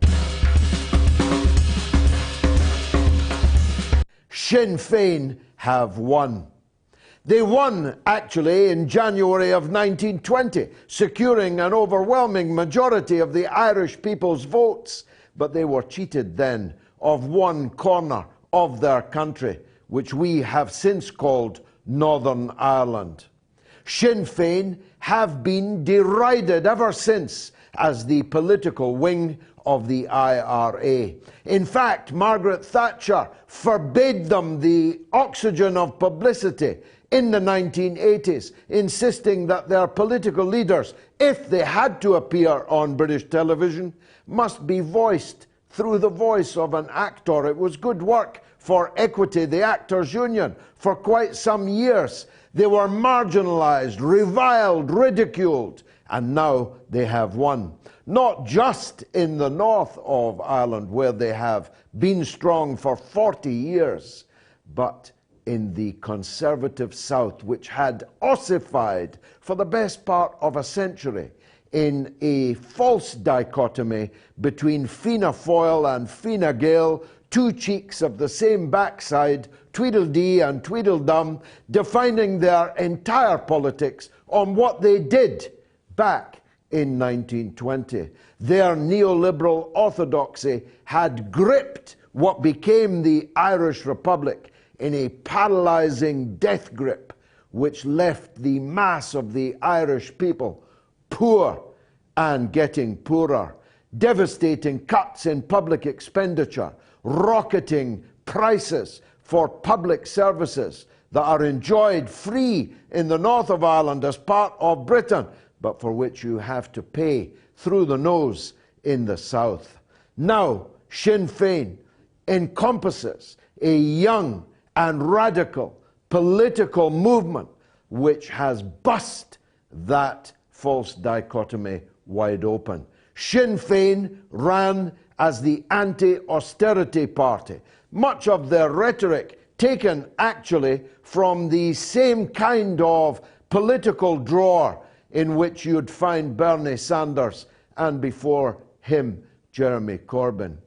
Sinn Féin didn't talk in the Irish election much about the border. They talked about the plight of the people in the 26 counties of what was the Free State, later the Irish Republic. But their victory poses the biggest question of all for their near neighbour here in Britain. Now, when we have almost certainly a majority in the north for reunification of the island, predicated on an opposition to Brexit and a love for the EU, no doubt, the question of the border, of partition, of Irish unity and independence is right at the centre of Irish politics and will soon be in British politics too, because it will be a condition, for sure, of any Sinn Féin support for whoever governs Ireland now, that they support a border poll on reunification of the island of Ireland, or there's no deal. Actually, if Sinn Féin had stood more candidates in this election, they might well have been forming a majority government right now. It's an unexpected consequence for Boris Johnson and Britain of Brexit. I'd love to be in on the conference call between Taoiseach Mary Lou MacDonald and Boris Johnson, the Prime Minister of Britain. Boris's response so far, he's going to build another bridge. Not like the Garden Bridge that he never built over the River Thames, but which seems to have cost London taxpayers rather a few millions of pounds. No, this one is a 20-mile bridge between Scotland and the north of Ireland, built right over millions of tons of unexploded Second World War British munitions. What could possibly go wrong? Have something to say? Do you disagree with George? Then call us now and give us your view. Now, the poll's still running till 9 o'clock, so 15 minutes you've got still to vote. Caroline Flack, did media kill the TV star? Currently running at yes, 58%, no, 42%. You can vote on my Twitter feed at George Galloway. Please let us know, because it's quite important. I'm getting very mixed contributions here from listeners and viewers. Nathan Thorpe says this issue deserves more than a simple yes or no to such a question. It was most likely a contributing factor. Yeah, unfortunately, with a poll, you can only have yes or no. Rango says, whilst it's clearly a tragic incident, so are many other suicides, but they don't get the same amount of sympathy. It might sound harsh, but there appears to be a strange collective hysteria going on here, which is actually the thing that is over the top. And Somerset Blue says, Caroline Flack killed Caroline Flack. The inquest may tell us why. Hashtag that's all. Brian Wilmot said, I said no on your poll because of the facts. Miss Flack was terrified of going to prison. Boyfriend did not want her prosecuted. Fault lies with the CJS. Obviously, why, Brian? Just because the victim of a crime doesn't want the criminal prosecuted, the whole legal system in the country would collapse on that basis. It's quite often, usually when women are battered, that they ask the authorities not to prosecute because they fear the loss of the husband or partner that was violent. They've got shared mortgages, or there are financial implications if the man goes to prison and so on. But you can't allow violent people to go free because their victim, for one reason or another, no longer wants them to be prosecuted. He called the police. He was bathed in blood. He called the police, and once the police arrive, I'm afraid it's out of your hands. Bill Jacoby says the American Israel Public Affairs Committee is helping to fund a super PAC launching attack ads against Senator Bernie Sanders in Nevada. That's from Rick's 195. And George, we don't want Ofcom controlling the internet and shutting down free speech on the internet. Lots more. I'm not sure if I'll go to a call. One more then before I go to a call. George, can I add my voice asking that your good friend Fidel Castro be added to the Moats Hall of Fame on this day, etc., as I've myself already broadcast. Take care, says the shadow band, Alex McGuigan in Belfast. Well, we are all struggling against the algorithms, if you get my drift, Alex, and I'll have more to say about this once we have met Twitter, as I hope they will agree we must. We certainly don't want people being shadow banned, algorithmically suppressed in their circulation, etc. Here's Joshua in London. Go ahead, Joshua. Hi, George. How's it going? Very well, thanks. Thanks for calling. What would you like to ask? Yeah, I was just going to ask George, on the issue of Bernie Sanders, do you think he would take as sort of, well, I wouldn't, maybe not sycophantic, but do you think he would take as, easygoing a line with Vladimir Putin as, Donald Trump?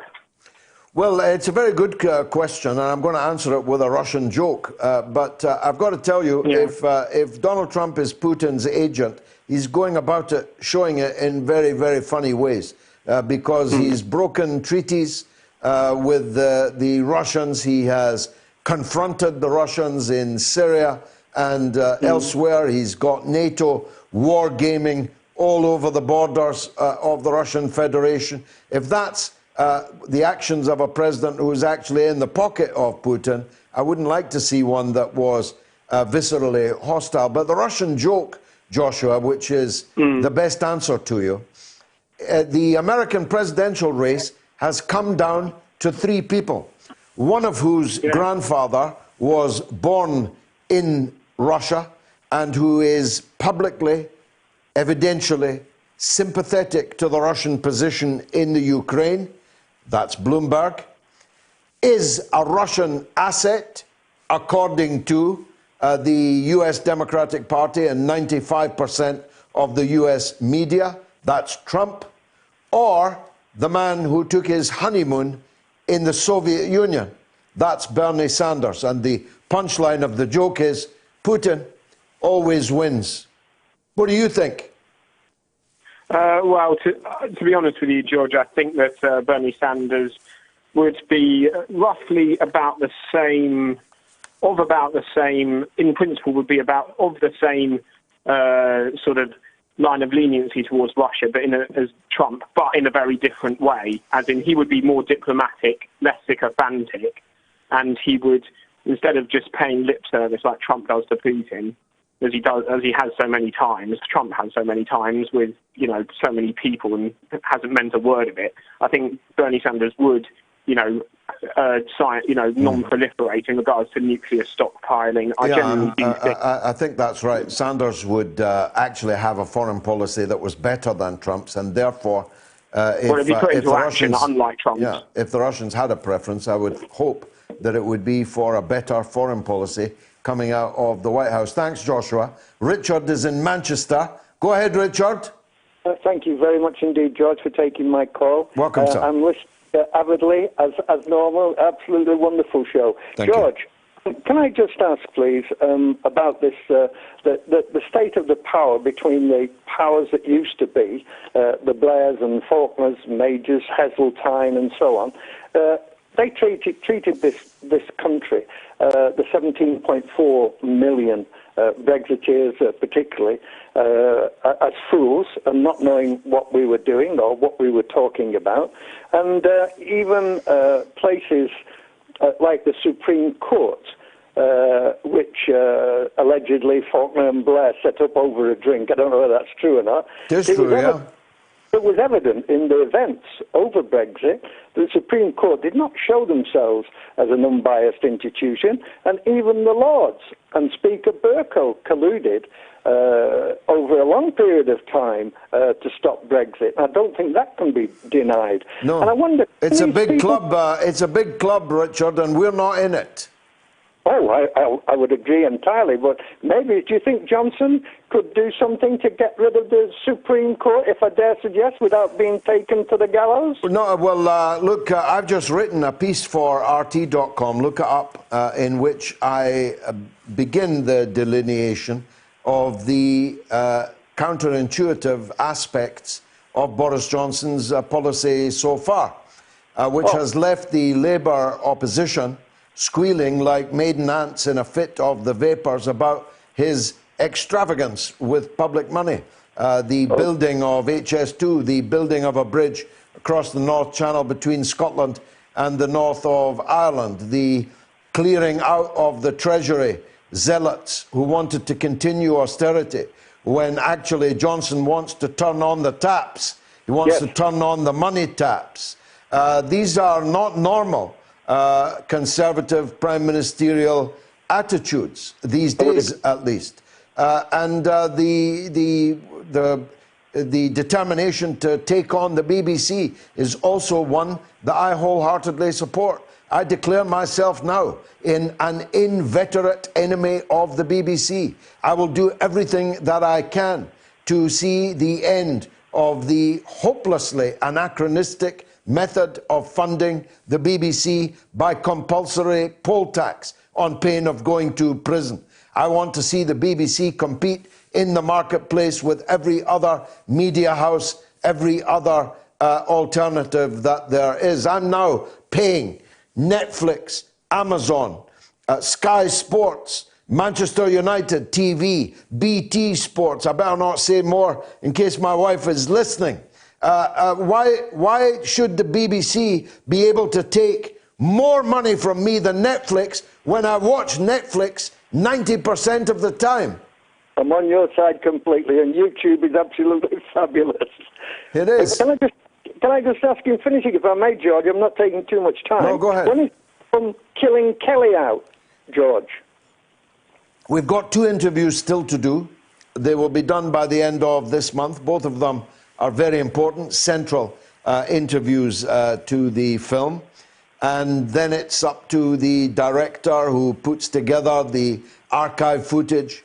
We've already done some I'm not sure what the filmic word is, but some reconstructions that will save money on some of the archive footage and will also add drama to the product. and then it's into post-production. So I can't say when. It's taken much longer than we expected.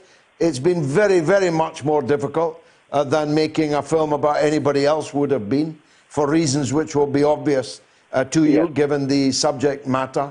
There's been quite a few obstacles placed in our way, but they'll all be in the narrative. They'll all be in the film. I'm not allowing anyone to put down obstacles and then ignoring it. I'm telling the people who'll watch the film what those obstacles were. We'll never forget that, George. Never in my lifetime or your lifetime or anybody else's what happened when the Iraq War. I marched with you and the 2 million people against it. So feel very strongly about that. God bless you, Richard. Thank you from Manchester. David is in Georgia. Let's hear from him. David, welcome. Hello, George. How are you doing? It's a pleasure to talk to you. Pleasure's mine. Thanks, David. Go ahead. Well, I've got kind of a radical question for you, but it's a radical situation here in America. Yeah. You've got Senator Bernie Sanders, one of the few people that I've ever even heard talk like him about challenging the establishment. And my question is, what he faces is not just your average corruption where rich people are trying to influence the government to get what they want. You've got criminal behavior behind it, from the financial fall to the military actions all around the world, and now really in blatant sight,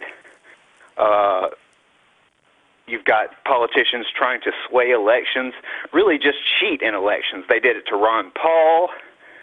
George Bush did it to Al Gore in Florida, and of course you saw what happened in 2016. So my question is, do you think, I mean, these elites, it doesn't really seem they can allow anybody to take power without really condemning themselves to go to jail. Well, that's a very powerful call, David, and very important and radical perspective. Let me put it this way. If I woke up in any morning now, between now and November, to discover that Senator Bernie Sanders was no more, that he had met the Kennedy option, the Bobby Kennedy option, the Dr. King option, the Malcolm X option, I would not be remotely surprised. I'd be devastated. I'd be brokenhearted. But I wouldn't be remotely surprised. And I doubt if many people listening, watching this show would be surprised. I actually am going to give you I'm going to let you know a secret. I'm actually wishing that Bernie would turn down the leftist rhetoric just a little bit, because every day he is lambasting the power, the wealth, the corrupt, the wicked in the United States in such clarion terms that I fear for his safety. And I've no doubt that that's why Bloomberg is being drafted. He's being drafted to have a last try at democratically, in heavy inverted commas, stopping Bernie Sanders. If he fails, that leaves only open, outright theft at the convention. And if that fails, that only leaves one other option, the Kennedy option. What do you think? Well, I was thinking that they might, I mean, there's so many people on both sides, and I was thinking that Trump might take a military coup to just capture the government and just go ahead and forget all the pleasantries. I honestly think there's more danger of the military conducting a coup against Donald Trump than Donald Trump being able to make them commit a coup. I sense no support for Trump in the military, in the deep state. Well, a lot of people here in America condemn Bernie for not being strong enough. And it's interesting that you said that you'd like him to back off a little bit, because everybody says they want him to go after him, but I don't agree. I'm with you. I feel that the kind of clarity and radical slogans, messages that he's sending every day and all day are to the left of what any Labour leader would do in an election. And given the state of American politics, even as compared to ours, I think there are certain dangers in doing that, but he clearly means it. And of course, my heart warms to that, but I fear for his safety. Well, I appreciate your outlook on it, George. We'll see what happens, but indeed. I'm hoping he can get this done. It's what needs to be done. This isn't just some average country. This is America. It's the most powerful country on earth. It's not like some nation in South America like Cuba, which doesn't have much power. It's a completely different situation here. God bless you, David. Thanks for that wonderful call. I've got to go to the news with Emily Horn. Curious about our curriculum? Have something to say? Then call us now to join the debate on the mother of all talk shows with George Galloway. Tune in every Tuesday to Loud and Clear for a regular segment called False Prophets, a weekly look at Wall Street and corporate capitalism, where we talk about the big economic issues of the week from the point of view of working people, the poor, and the U.S. position in the global economy. Join us this Tuesday and every Tuesday with financial policy analyst Daniel Sankey right here on Radio Sputnik. It's time to double down with Max and Stacy. Yeah, double down. We're talking markets, finance, business, economics, ka-ching, bling, just about everything money related on Sputnik. It's called Double Down. We're asking, are dead cats bouncing or have fundamentals changed? That's this week on Double Down.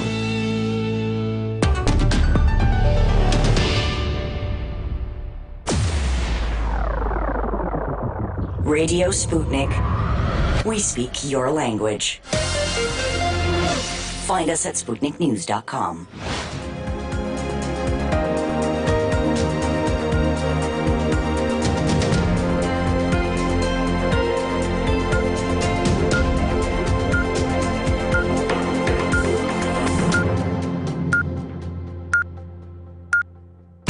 Radio Sputnik News. China has announced a drop in new cases from the coronavirus outbreak for a third consecutive day. Authorities are reporting more than 2,000 new cases and 142 more deaths nationwide. New cases spiked earlier in the week after a change in the way they were counted, but have been falling ever since. In total, more than 68,000 people have been infected in China, with the death toll standing at 1,665. Outside China, there are more than 500 cases in nearly 30 countries. Taiwan is reporting its first death from the illness today. The victim was a man in his 60s who had not traveled abroad recently, but who had diabetes and hepatitis B. 4 others have died outside China in France, Hong Kong, the Philippines, and Japan. The head of the World Health Organization has praised Beijing's response to the outbreak. More restrictions are now in place on the 60 million people living under lockdown in the province, the center of the outbreak, in an attempt to control the epidemic.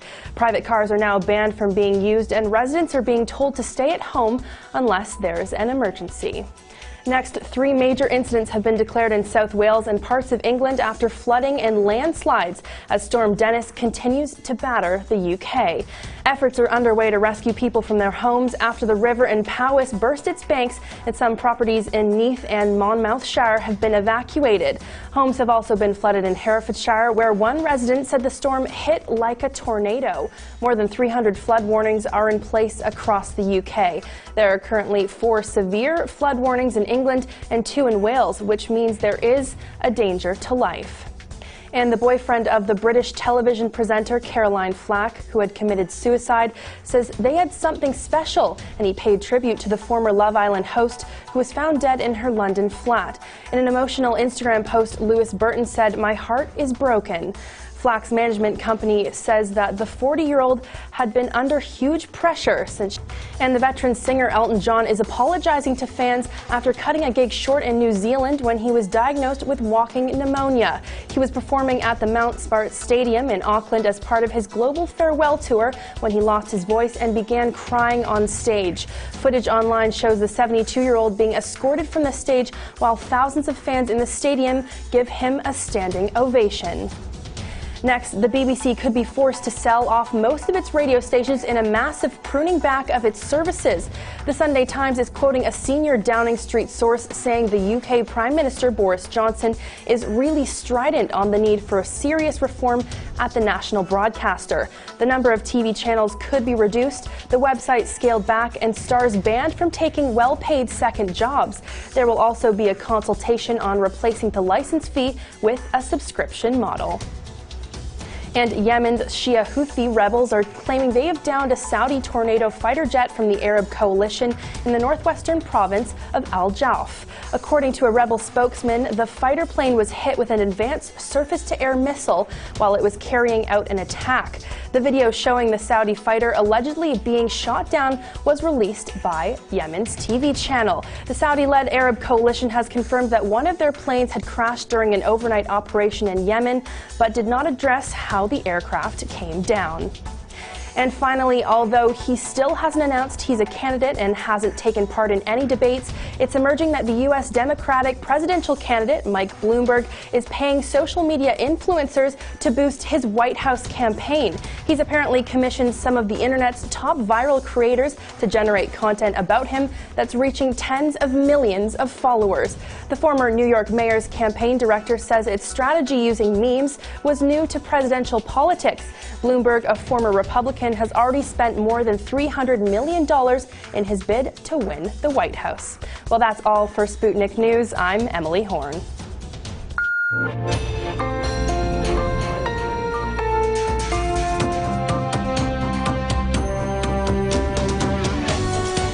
You're listening to Radio Sputnik. Telling the untold. Welcome to the Open University of the Airwaves with George Galloway, only on Sputnik Radio. Now, few people make it in public life with just one name. Napoleon, Elvis, Madonna. But Zuby is the latest man to do so. I have no idea the rest of his name, but he's a rapper, an author, a podcaster, a public speaker, a fitness expert, and a life coach. And he's on his way to superstardom. He was born in England and raised in Saudi Arabia, interesting in itself, where he attended an international school. He studied at Oxford University, where he started rapping, and within months self-released his first album, Commercial Underground. His first single and music video, Stepping to Me, gained local popularity, and since then he's created his own successful merchandise line, reaching 12 on the iTunes hip-hop chart, which is no mean achievement. He's self-released 5 albums and 3 EPs on his label, COM Entertainment. They've sold thousands of copies independently. Zuby is known for his clean, that's important, positive and inspirational lyrics. He's performed over 100 gigs in 8 countries, including the UK, USA, Saudi Arabia, Nigeria, Germany, and the Czech Republic. In 2020, his fan base and achievements continue to grow rapidly. He's now the highest funded UK-based rapper on Kickstarter. His podcast, Real Talk with Zuby, reaches thousands of listeners every week. And his first book, Strong Advice, Zuby's Guide to Fitness for Everybody, has sold over 1,000 copies so far, and I'm one of them that has bought it. So welcome, Zuby, rapper, author, and host of Real Talk with Zuby podcast. Zuby, it's a terrific honor to meet you. Thanks very much for coming on the show. It's an interesting CV, to say the least. Are you the only rapper ever to emerge from the dreaming spires of Oxford University? Well, firstly, I want to say thank you very much for that incredibly thorough and complimentary introduction. I really appreciate that. Welcome. And in answer to the question, I'm aware of at least 2 others, so I can't claim that I am the only one. Really, I'm amazed at that. It's hard enough for black people to get into Oxford University, let alone become rappers when they're there. Are the other rappers black or white? I'm aware of 1 Asian guy and 1 white guy from America. How very interesting, because I heard you talk in other interviews in which you said that one of the things that first grabbed you was the, frankly, nonsensical idea that Eminem was somehow culturally appropriating other people's identity by becoming a white rapper. And I was fascinated by your line of argument on that. It is nonsense, isn't it? It's definitely nonsense. I'm not a fan of the whole concept of cultural appropriation to begin with, let alone to attempt to levy it at one of the greatest rappers of all time. I'm not a fan of that whole line of thinking. I mean, it's an artistic form. And part of the point of an artistic form is that others should take it up, improve it, expand it, have a take on it, isn't it? Yeah, I agree completely. Hip hop, of course, started in New York with a small segment of the Black American population. But since then, it's been exported to every country in the world, as far as I'm aware, including the UK. I mean, people could claim that grime artists and rappers in the UK are culturally appropriating America. I mean, we could throw that label around it. So many different things, from the clothes we wear to the languages we speak, if we really wanted to go down that rabbit hole. So I think it's silly. And, you know, if we've got a society where people are promoting diversity and different cultures and different ethnicities and everything like that, then of course we're going to naturally rub off on each other in different ways and influence each other in different ways and inherent different things. And that's generally celebrated. So I find it odd when people want to make exceptions to that and call things cultural appropriation as if it's a totally negative thing. I mean, culture isn't something that you can sort of steal from somebody because you're not depriving of the person. If you were to appropriate something, you have to sort of deprive someone of that thing. But if you're just being influenced by it and putting your own spin on it or using it in a positive way or something, then you know, there's no loss to the other side on that one. As far as I'm concerned, that's an overall good thing for society. Now, I was equally interested that you grew up in Saudi Arabia, not a place often associated with rapping or culture or music. It's haram, in fact, in Saudi Arabia, many forms of music. What was that like? People are always surprised when I say that I loved growing up in Saudi Arabia. I mean, I was living in an expat community, so I'm aware that where I lived was very different in many ways from what you would call the real Saudi, right? I was in a little bit of a bubble, but when you go out, of course, I'd go outside of it as well, so I'd get to see both sides. So where I lived was a very international community, people from all over the world, different Arab countries, different European countries, North America, South America, everywhere. I grew up in a really, really diverse place. And in terms of, I mean, I lived in Saudi for 19 years, and my overall view on it was very, very positive. People in the UK and US are always surprised when I say that, but to those who have lived there, most of them seem to be in agreement with me. Well, you've got to say as you see, and that's a point I heard in one of your lyrics, that you're not left-wing, you're not right-wing, you just say what you know. I try to. And that's perhaps a new zeitgeist, actually, because in many respects, left and right are becoming rather more difficult to define. But obviously, I can't interview you without encouraging your iconoclasm on the issue of gender politics, which have become something of an infatuation, an obsession in British politics, maybe in American politics too, but even on the left, perhaps particularly on the left in British politics. One of the leading contenders to be leader of the Labour Party, Rebecca Long-Bailey, said the words today. I carefully noted them because they were a step further than I'd ever heard her make before, that if you identify as a woman, you are a woman. Now, as a matter of science, as a matter of logic, of common sense, that's just about the craziest statement I've ever heard a leading politician make.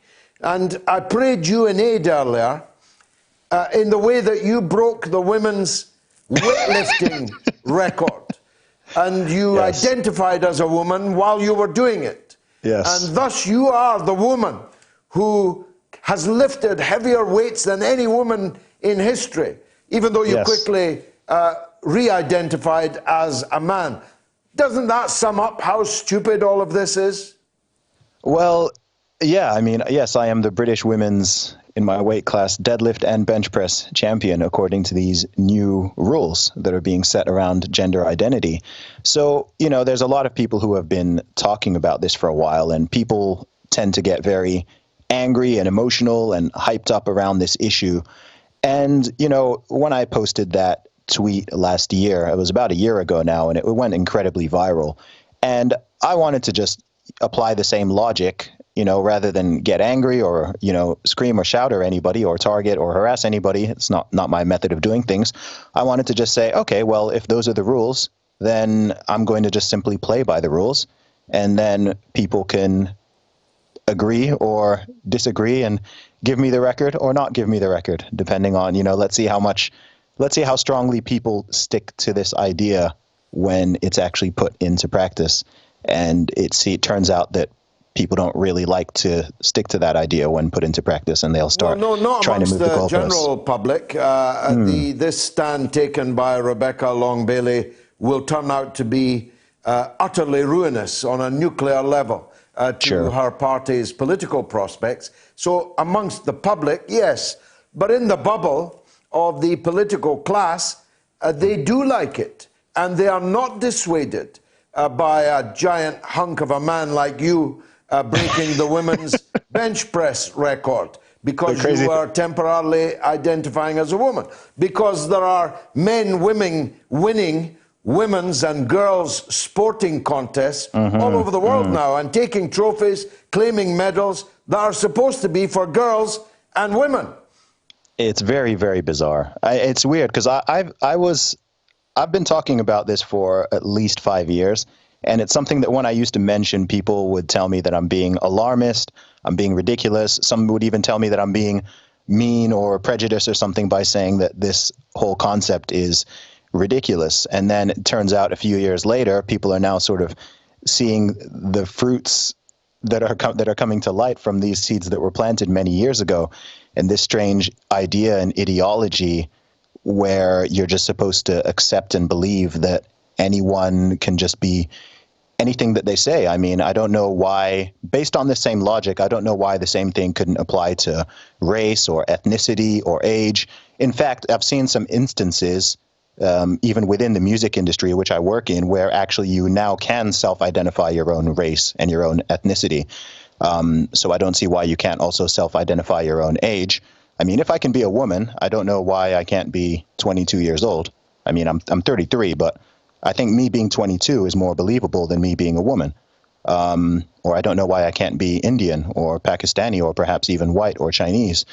So they've opened a real Pandora's box with this idea, and it is causing a lot of problems. I mean, one of the most obvious ones is the sports issue, but it's also been an issue in prisons, in changing rooms, in toilet facilities. I mean, it's really women who are going to suffer some of the impact, for the majority of the impact on this. But when women, including some of our greatest feminist icons like Germaine Greer and so on, when they say what you and I are agreeing now, they are, in some cases, physically assailed. They are no platformed. They are shunned. They're called the worst kinds of traitors, whatever the gender equivalent of race traitor is. That's what they are called. This is a particularly toxic trough. I take my hat off to you for talking about it for the last 5 years because I didn't. I kept quiet about it. I didn't want to get involved. I was involved in so many other fights and battles. I didn't want to pick another one. But I've reached the stage, and you clearly already reached it, where I'm not prepared to remain silent on these matters any longer, not least because it is women themselves who will be the first victims in the prisons, for example. Yes, and that has happened. Yeah, you've got a whole raft of males identifying as women put into women's prisons and then committing crimes against the women in those prisons. Sometimes the very same crimes that they were initially convicted of as well. Quite so. Which tends to be, yeah, it's very strange because we're living in a time where it seems like a very, very tiny percentage of the population is dictating the rules to the vast majority. I mean, if you were to go out on the street and ask people about this, I'm pretty sure that 8 out of 10, 9 out of 10 people would think that the concept is silly and ridiculous, and maybe they wouldn't even be aware that this is an issue and that this is a thing. But it seems like on this and many other issues, a large majority of people are just very cowed. You know, people are afraid. People don't want to speak out against the mob. People, like you said, people don't want to be attacked physically, verbally, online, offline. They don't want to put their jobs at risk. They don't want to be, looked at the wrong way by certain people. They don't want to be called any kind of phobic or ism, which, people tend to throw around very, very aggressively, even when... Phobics and isms are the zeitgeist in the political class. Well, Zuby, you're not afraid. Neither am I any longer. And I've thoroughly enjoyed talking to you. How do people get a hold of your podcast? Sure. It's on all the platforms, iTunes, YouTube, Spotify, etc. Just search for Zuby or Zuby Podcast. The podcast is called Real Talk with Zuby. You can also find my music on all those platforms. Just search for Zuby, Z-U-B-Y, and I'm on all social media at Zuby Music.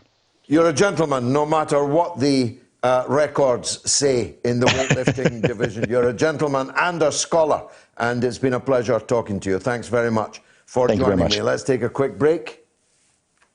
Radio Sputnik. We call Fault Lines with Nixon and Stranahan the most disruptive radio show in America. It's a great show, and we have a lot of fun. We come to you live from Washington, D.C. every Monday through Friday morning.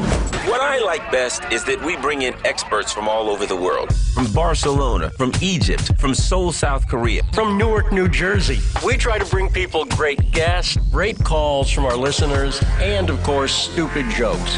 And we do it with two hosts that have very different viewpoints. Now, here's the thing, Garland. A lot of people would think you and I would just argue. I mean, I'm a Republican Trump supporter. And, of course, I am a progressive Democrat Bernie Sanders supporter. The surprising thing is how much we actually agree on. And you won't be surprised because you're going to find out just how much you agree and just how much you enjoy this show. The mother of all talk shows. Join our faculty of legends, contributors, and callers. Everyone is welcome. Now, the second poll is up and running. I didn't know that, so I better quickly tell you what it is. Who should be the next James Bond? Well, I think the current James Bond should stay on myself, but who should be the next James Bond? Because he isn't going to be. A, Idris Elba, 30% say him so far. B, Tom Hardy. That's where my vote would go, 52%. C, Eddie Izzard, 18%. Why not? He could identify as James Bond. You can vote now on my Twitter poll. And my wife, who is listening, says, tell George a Dutch celebrity tried changing his age, but was declined by the court. Emile Ratelband. Because, you see, if that became a thing, I definitely would redefine my age, because I identify as a 45-year-old. Absolutely. Now, as you know, last week we began our Hall of Fame, and the first inductee was the late and great Paul Robeson. Paul Robeson, a giant of his times, as is the second inductee. From here on in, you're going to be picking the members of the Hall of Fame. You're going to be sending me on Twitter, on Facebook, by email, through the week, who you think should be in the Hall of Fame. But I have taken it upon myself to make the first two nominations. And so the second inductee of the mother of all talk shows Hall of Fame is Scots steel tempered with Irish fire. He is the great James Connolly, the second member of the Moats Hall of Fame, is a Scotsman who became famous in Ireland and throughout the world, paying with his life in the insurrection, unsuccessful though it was at the time, but crucial in the struggle to overthrow British rule of the majority of the country of Ireland. Connolly was born an Irish immigrant in a slum in Edinburgh in 1868, the third son of John Connolly and Mary McGinn. His parents had moved to Scotland from County Monaghan in Ireland and settled in the Cowgate, a ghetto where thousands of Irish people lived. He spoke with a Scottish accent throughout his life. The Cowgate was known as Little Ireland. Connolly's father and grandfathers were labourers. James had an education only up to the age of 10 in the local Catholic primary school. He left and worked in labouring jobs. Owing to the economic difficulties he was having, like his eldest brother John, he joined the British Army, enlisting at 14, falsifying his age, giving his name as Reed, as his brother had done. He served in Ireland with the 2nd Battalion of the Royal Scots Regiment for nearly 7 years, during a turbulent period in rural areas known as the Land War, which was a struggle for fair rents and security of tenure. He developed a deep hatred for the British Army that lasted his entire life. When he heard that his regiment was being transferred to India, he deserted. Connolly had another reason for not wanting to go to India, a young woman by the name of Lily Reynolds. They married in April 1890 and settled in Edinburgh. There, Connolly began to get involved in socialist politics, but with a young family to support, he needed a way to provide for them. He briefly established a cobbler's shop, but this failed after a few months. He wasn't much of a cobbler, and he prioritized politics over shoe mending. Connolly became involved with the newly formed Independent Labour Party under Keir Hardie, and at the same time, and here's a little known fact, he took up the study of and advocated the use of the neutral international language Esperanto. 2 months after the birth of his third daughter, word came to Connolly that the Dublin Socialist Club was looking for a full-time secretary, a job that offered a salary of £1 a week. Connolly and his family moved to Dublin, where he took up the position. At his instigation, the club quickly evolved into the Irish Socialist Republican Party, the ISRP. A combination of frustration with the progress of the ISRP and economic necessity caused Connolly to emigrate to the United States in September 1903, with no plans as to what he would do there. On his return to Ireland in 1910, he was the right-hand man to the great James Larkin of the Irish Transport and General Workers' Union. In 1913, in response to the Dublin lockout, an industrial dispute between 20,000 workers and 300 employers, he, along with an ex-British officer, Jack White, founded the Irish Citizens' Army. The ICA, an armed and well-trained body of labour men whose aim was to defend workers and strikers. Although they only numbered 250 people at most, their goal soon became the establishment of an independent and socialist Ireland. He also founded the Irish Labour Party, which has become a parlous, pale and pathetic shadow of the party he founded. He founded it as the political wing of the Irish Trade Union Congress in 1912. Like Lenin, Connolly opposed the First World War explicitly from a socialist perspective. He declared, "I know of no foreign enemy of this country except the British government. During the Easter Rising, beginning on 24th April 1916, when the armed volunteers seized the Dublin post office, Connolly was commandant of the Dublin Brigade. As the brigade had the most substantial role in the rising, he was de facto commander-in-chief. He was badly wounded in the fighting, and following the surrender, he said to the other prisoners, "Don't worry, those of us that signed the proclamation of the Irish Republic will be shot, but the rest of you will be set free." He was right. He was sentenced to death by firing squad. He had been so badly injured from the fighting, a doctor had already said he had no more than a day or two to live, but the execution order was still given. He was unable to stand before the firing squad. He was carried to the prison courtyard on a stretcher, and they shot him dead in a chair. His body, along with those of the other leaders, was put in a mass grave without a coffin.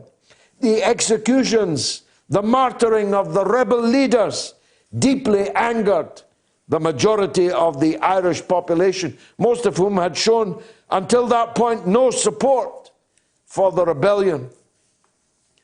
It was James Connolly's execution that caused the most controversy, raising public awareness of the goals of the fighting men of 1916, which gathered and garnered and galvanized more support for the movement that they were fighting for. And therefore, the blood of James Connolly watered the ground that led to the foundation of the Irish Republic, and one day the reunification and unity of the Irish people across all 32 counties.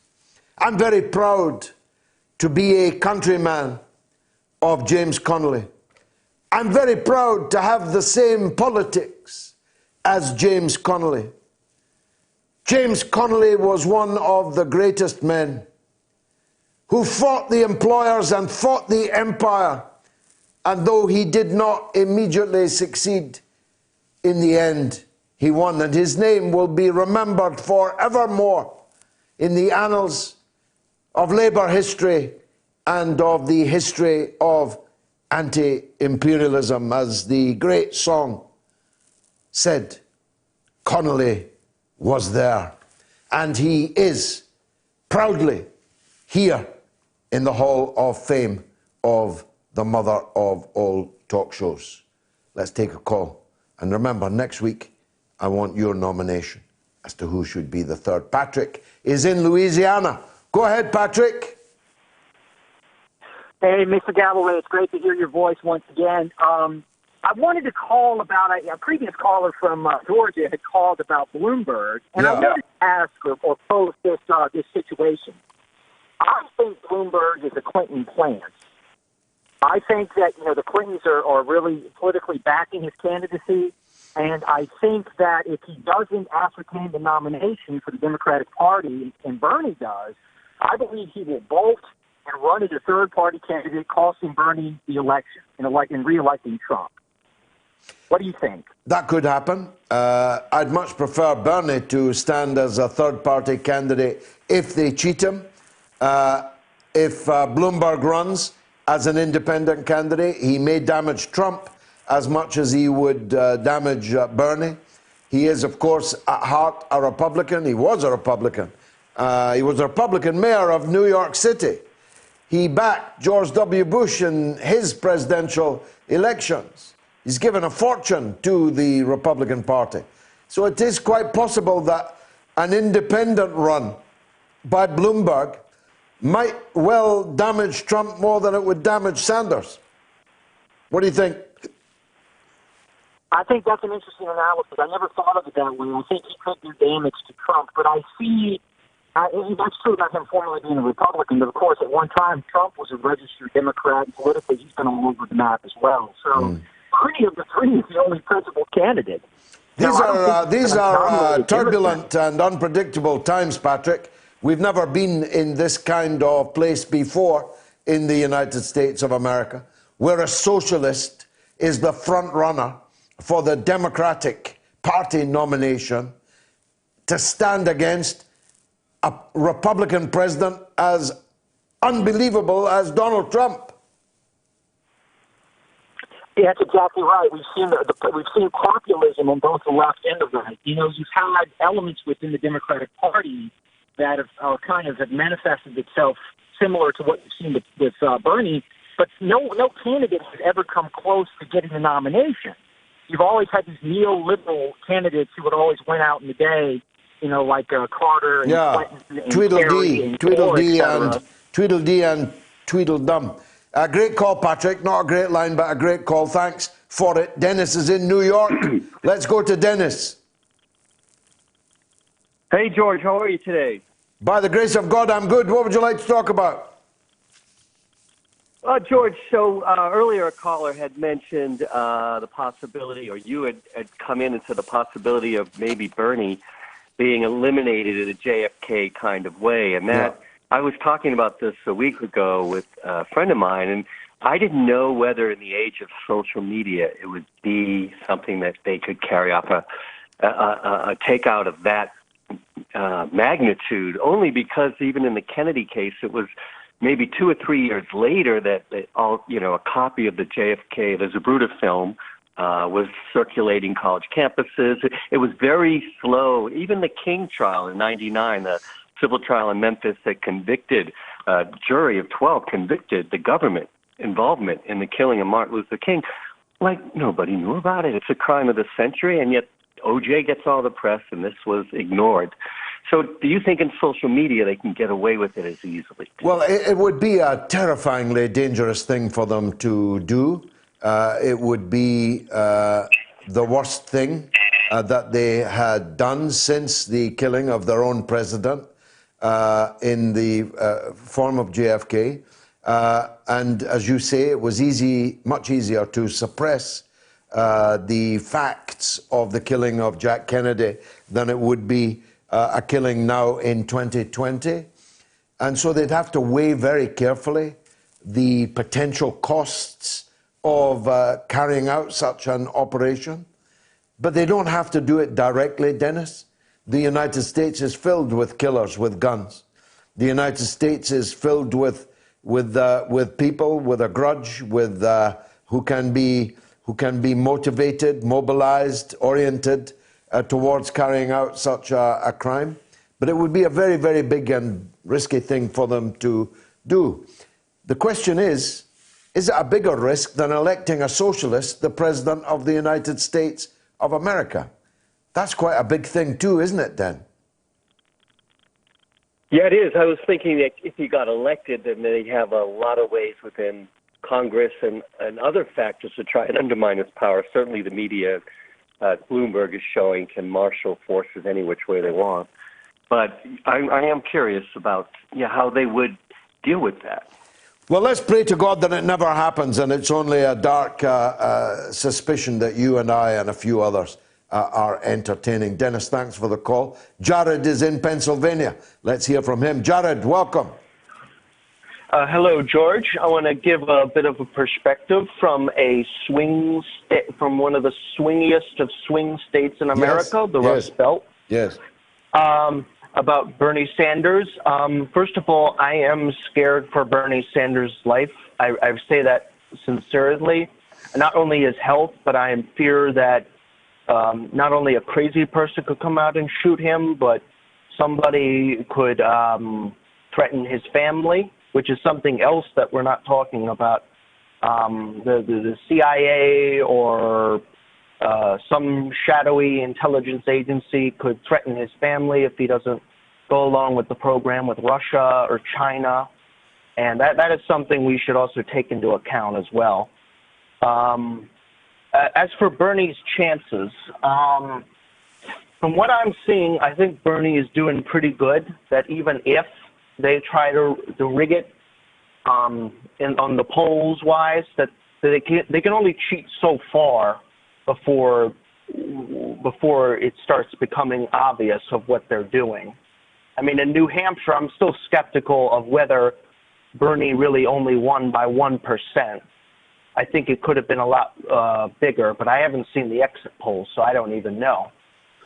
Well, the exit poll was 4 points greater than that. Yeah, that makes me a bit suspicious, but it is run by the New Hampshire government there, the primary, so it's a little bit more legitimate. A little bit better than the Iowa caucuses. Run by the DNC. That's that craziness. But Bloomberg, I want to talk about him. To give a perspective, he is actually winning over black voters more than you would expect, which is kind of shocking, I find, a little bit, considering his past comments and stop and frisk policy.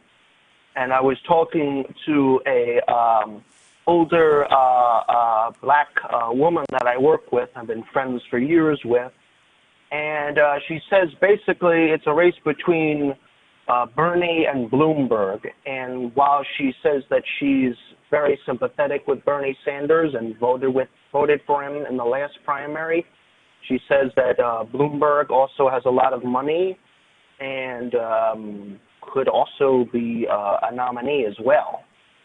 So it's very fascinating, the dynamic here. It is. Jared, just because of the hour, I need to cut you short. I've got to go to New Orleans to hear from Taris. Go ahead, Taris. Good evening, sir. Evening to you, sir. I'm calling for a question about myself because I'm a whistleblower, and also a comment. I'll start with the comment first. The DOJ is trying to classify WikiLeaks as the same thing as ISIS, which is a bad thing for Julian Assange and everybody else that's attached to WikiLeaks, because that's going to contaminate the jury pool if they ever extradite him over here. And also by me being a whistleblower and saying, trying to get my case started about Mikey DeBakey contaminated water from what I've seen as a whistleblower. Now I'm a disabled vet, right? Physically, I'm disabled to a certain extent, but I have a mental test coming up with a psychiatrist, and the psychiatrist medical staff, the clinic is attached to Mikey DeBakey, right, to the VA system. They're a contracted third party, right? And I'm afraid that if I go in there, they might try to claim that I'm mentally unstable, and then it would be hard for me to be as a witness towards from what I've seen, because a prosecutor or defense attorney or whatever can slice me apart and saying, oh, this man is, he's schizophrenia or he's this and that. And that'd be another way how the VA, would basically destroy my life. Well, I'm very sorry to hear all of that, my friend. I'm sorry that I'm not able to help you with it either. Here's an email from Kevin in North Belfast. Thanks, George, for hurting and offending many of your loyal followers again.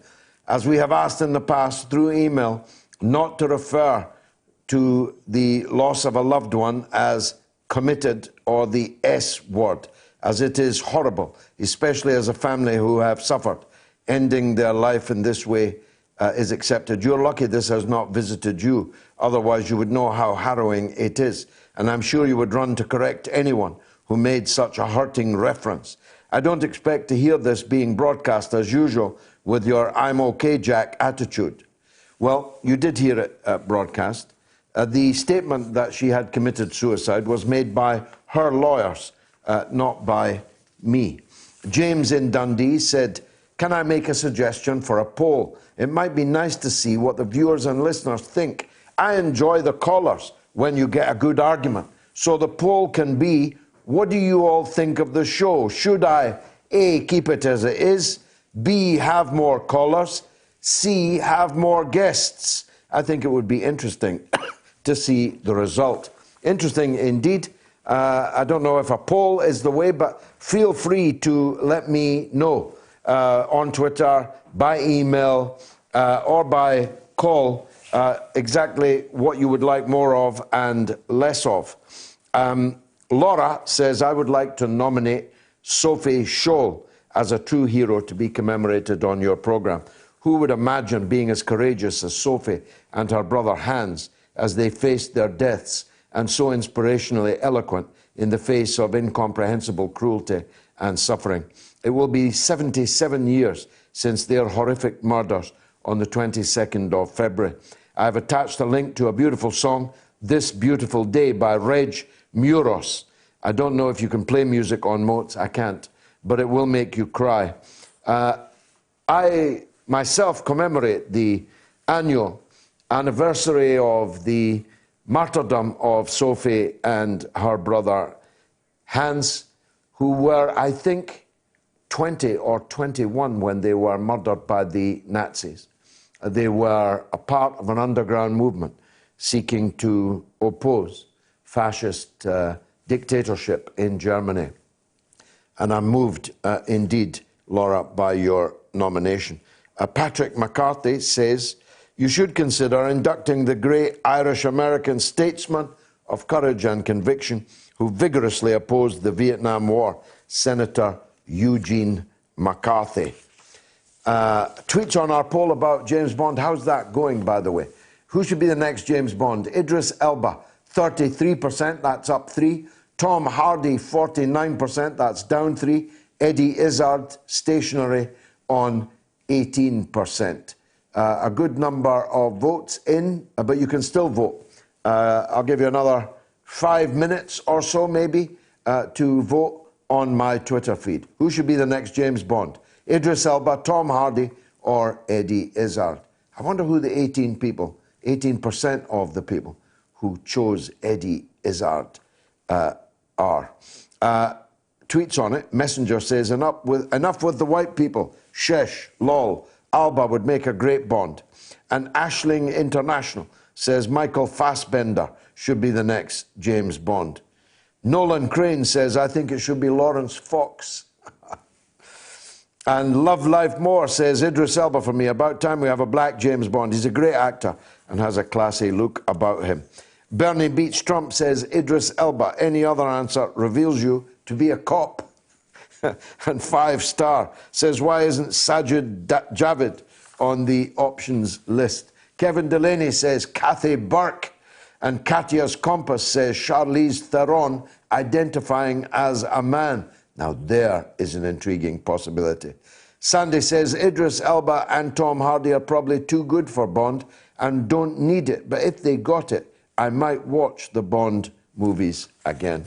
Well, obviously, for a man of my age, class and background, there'll never be another Sean Connery James Bond for me, but I must say the current James Bond is pretty spectacularly good at it. Now, I'm going to tell you who's the first entrant on the wall of shame in just a few minutes' time, but I might be able to squeeze in another call before that and read another couple of messages. Thomas Ryan says, all suicides are sad. Why do we not give the same response to the poor souls who are not in the limelight, like Caroline? Most of the suicides in Greater Manchester don't even get into the Manchester Evening News. I knew there would be a legend coming along, and there is. Clear the lines. It's Norma in Bristol. Norma, welcome. Hello, George. Great programme. Thank you. I enjoyed the talk on Iraq. It was very, very good. Thank you so much. Now, this is a bit frivolous, but I disagreed with Frank from Germany about Big Brother. Yeah. Now, a lot of people who deride it never watched it. Mm. And there are a lot of people who are snobby about it. Well, he was one of them. He didn't watch it. Well, no, he didn't. No. I mean, I always say when people say, I actually enjoyed Big Brother, you see, and they go, oh, my God. And it's not just that. It was like relief, George. Yes, I like we can't watching, all work and no play leaves Jack a dull boy, huh? Yeah, well, I like watching how people reacted, you know, to different situations. And when it comes to Jade Goody, who was a participant on it, she died actually from cervical cancer, but she brought that to the fore, and now there's much earlier, what's the word? Detection, that's right. Earlier detection of cervical cancer. It's just, I think, well, I've just got very, very quickly. George, listen, George, you've got a face, right? You've got two eyes, you've got a nose. Now, my original philosophy is one eye for imagination, one eye for initiative, and your nose, which is a V, is for variety. And that's my original philosophy, which I'm trying to say is why I like Big Brother. It's a very good explanation. I had never watched Big Brother before I went into it myself. I went into it for the reasons I adumbrated earlier. But I'm not stupid enough to deny that our series in particular, by all accounts, was fantastically entertaining. We had the late Pete Burns. We had my good friend Dennis Rodman. We had all kinds of fascinating, interesting people, and the clashes of personality and insights into personality and distortions of personality. Tobacco is, it's not by accident that Mandela banned smoking amongst the ANC prisoners when they arrived on Robben Island, because he said, if you're still smoking here, you'll be a prisoner twice. You'll be a prisoner of the regime and you'll be a prisoner of the tobacco. And being locked up in the Big Brother house, where tobacco was being rationed by Big Brother, was an enormously powerful and distorting factor. There were a lot of people who smoked on Big Brother, not just celebrity, but on the ordinary one. Yeah, I wonder if you'd be allowed to do that nowadays. Possibly not. Anyway, it's no more. It is no more. It is no longer a thing. It may be coming back, George. That year after next, there are talks of Channel 4 bringing it back. Okay. I don't think, whatever the money... I mean, I was later offered for the last series on Channel 4, before it moved to Channel 5, I was later offered literally a king's ransom on which I could have retired to go on the last series of Big Brother. It was in 2012. I declined, and along came the Bradford by-election, which I won and returned to Parliament, which would never have happened if I'd gone into Big Brother. So the real Big Brother, the Almighty, was looking out for me. Norma, thank you very much indeed. You're going to like the next thing I have to say, I'm sure, because I only have, I think, time now for the first nomination of the Wall of Shame.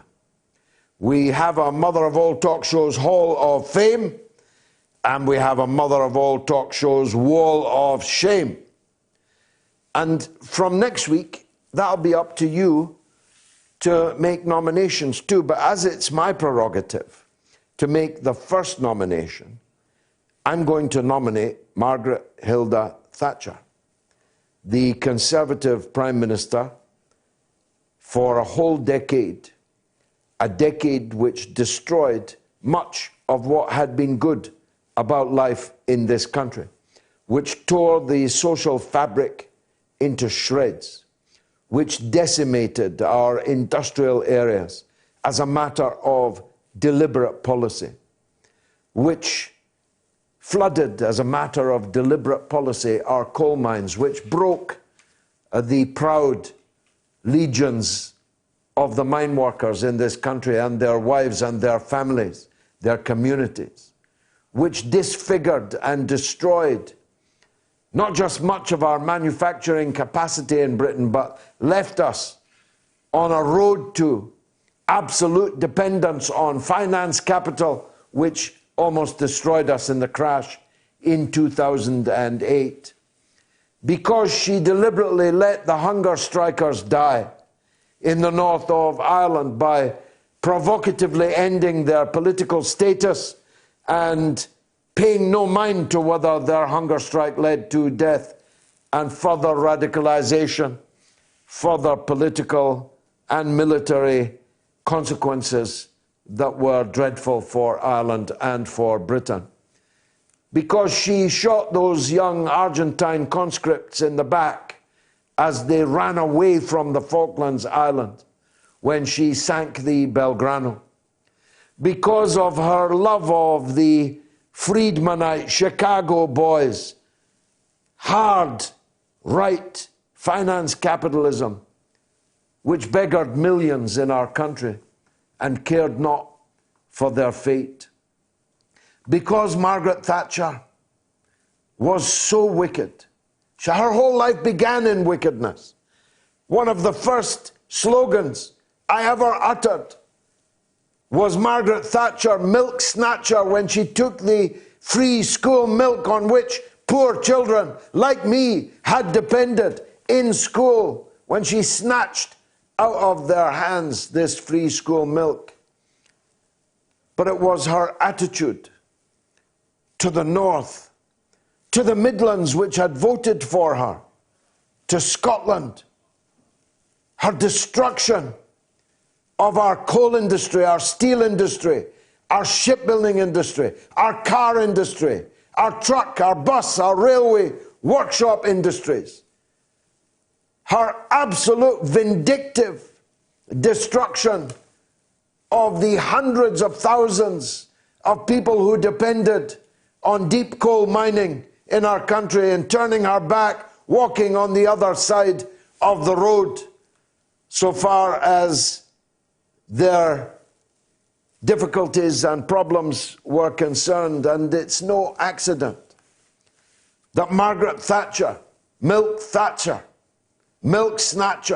it's no accident that she, addressing the General Assembly of the Church of Scotland on the Mound, said there is no such thing as society.